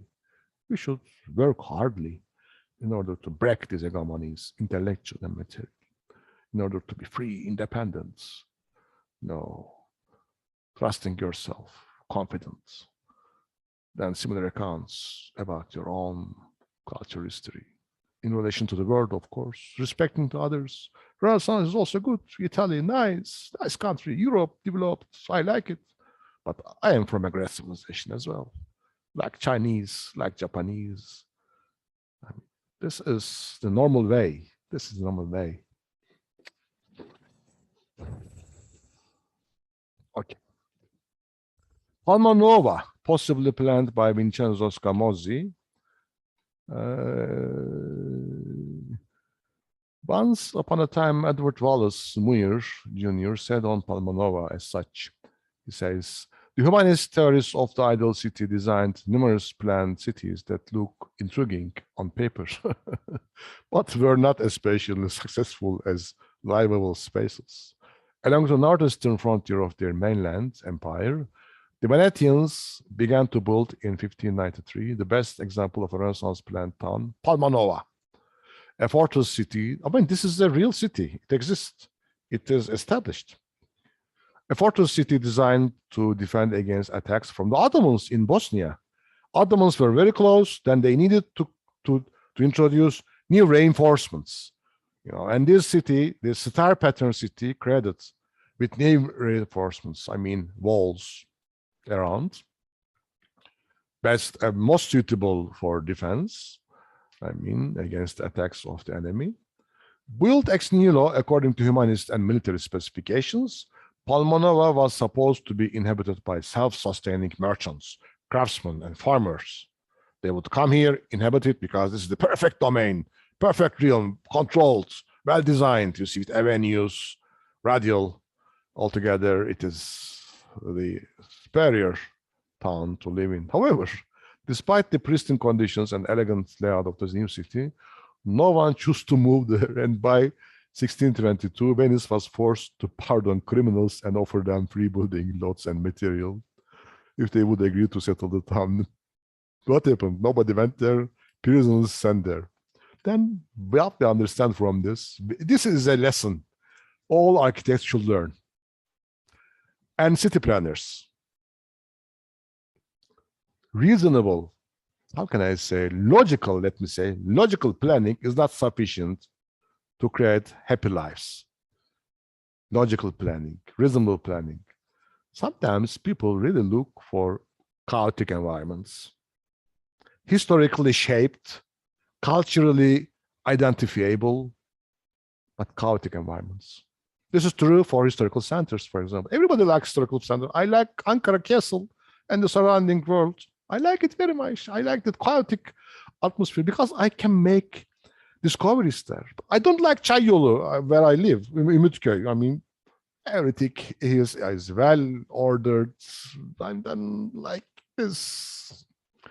I don't know. I mean, this artificial environments, but life is there at Stadel. I mean, fortress of Ankara. I mean, same goes for this well-planned, very tidy, clean city of Palma Nova, and it proved to be unsuccessful to live in, and prisoners were sent. But I don't know today. Maybe it in time became a part of a cultural history, and people accustomed used to live there, and now it is a more habitable place maybe than it was first built in the 17th century. It needs time. It needs real time to inhabit an environment created by order. Or sometimes it fails. Sometimes it fails, even fails. Okay. How many slides I have? Yes, just one slide more for the cultural background, and I would like to finalize today's lecture by this slide. Everybody is so tired, I know. Leon Battista Alberti, 15th century, an architect and theorist who wrote a book on the art of building. According to him, the work of art is so constructed that it is impossible to take anything away from it or add anything to it without impairing the beauty of the whole. Look here, the beauty of the whole. According to him, you shouldn't, I mean, you cannot take an element from a harmonious integrated whole, otherwise you would spoil.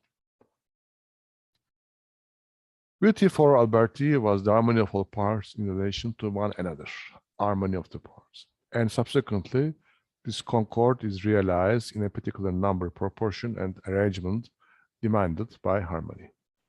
We should introduce proportions. We should introduce interrelated numbers in use of the elements. And you should arrange all together in a harmonious whole. I put here a slide of Ospedale degli Innocenti, Hospital of the Innocents by Filippo Brunelleschi, 1419, in which elements are based upon proportion, upon geometrical units, square and cube. I drew them, and I drew them on this photograph, you can see, and the proportions, relationships between the spans of the units altogether. This is a Renaissance approach represented by Brunelleschi after Alberti's ideals. Okay. This was the last slide for theoretical and cultural background. I hope I have been able to provide you an introduction for the Renaissance art and architectural culture, and you can go on with this knowledge. But it is always better to go on and read more on these kind of issues to understand better developments. And I propose you to read more on the internet about Renaissance. Okay, thank you very much for becoming here, 90 students. See you next week. Teşekkürler hocam. Orçun, ben teşekkür ederim. Nesine teşekkür ediyorum. Görüşürüz Katkılarınız hocam. için. Sevgiler herkese.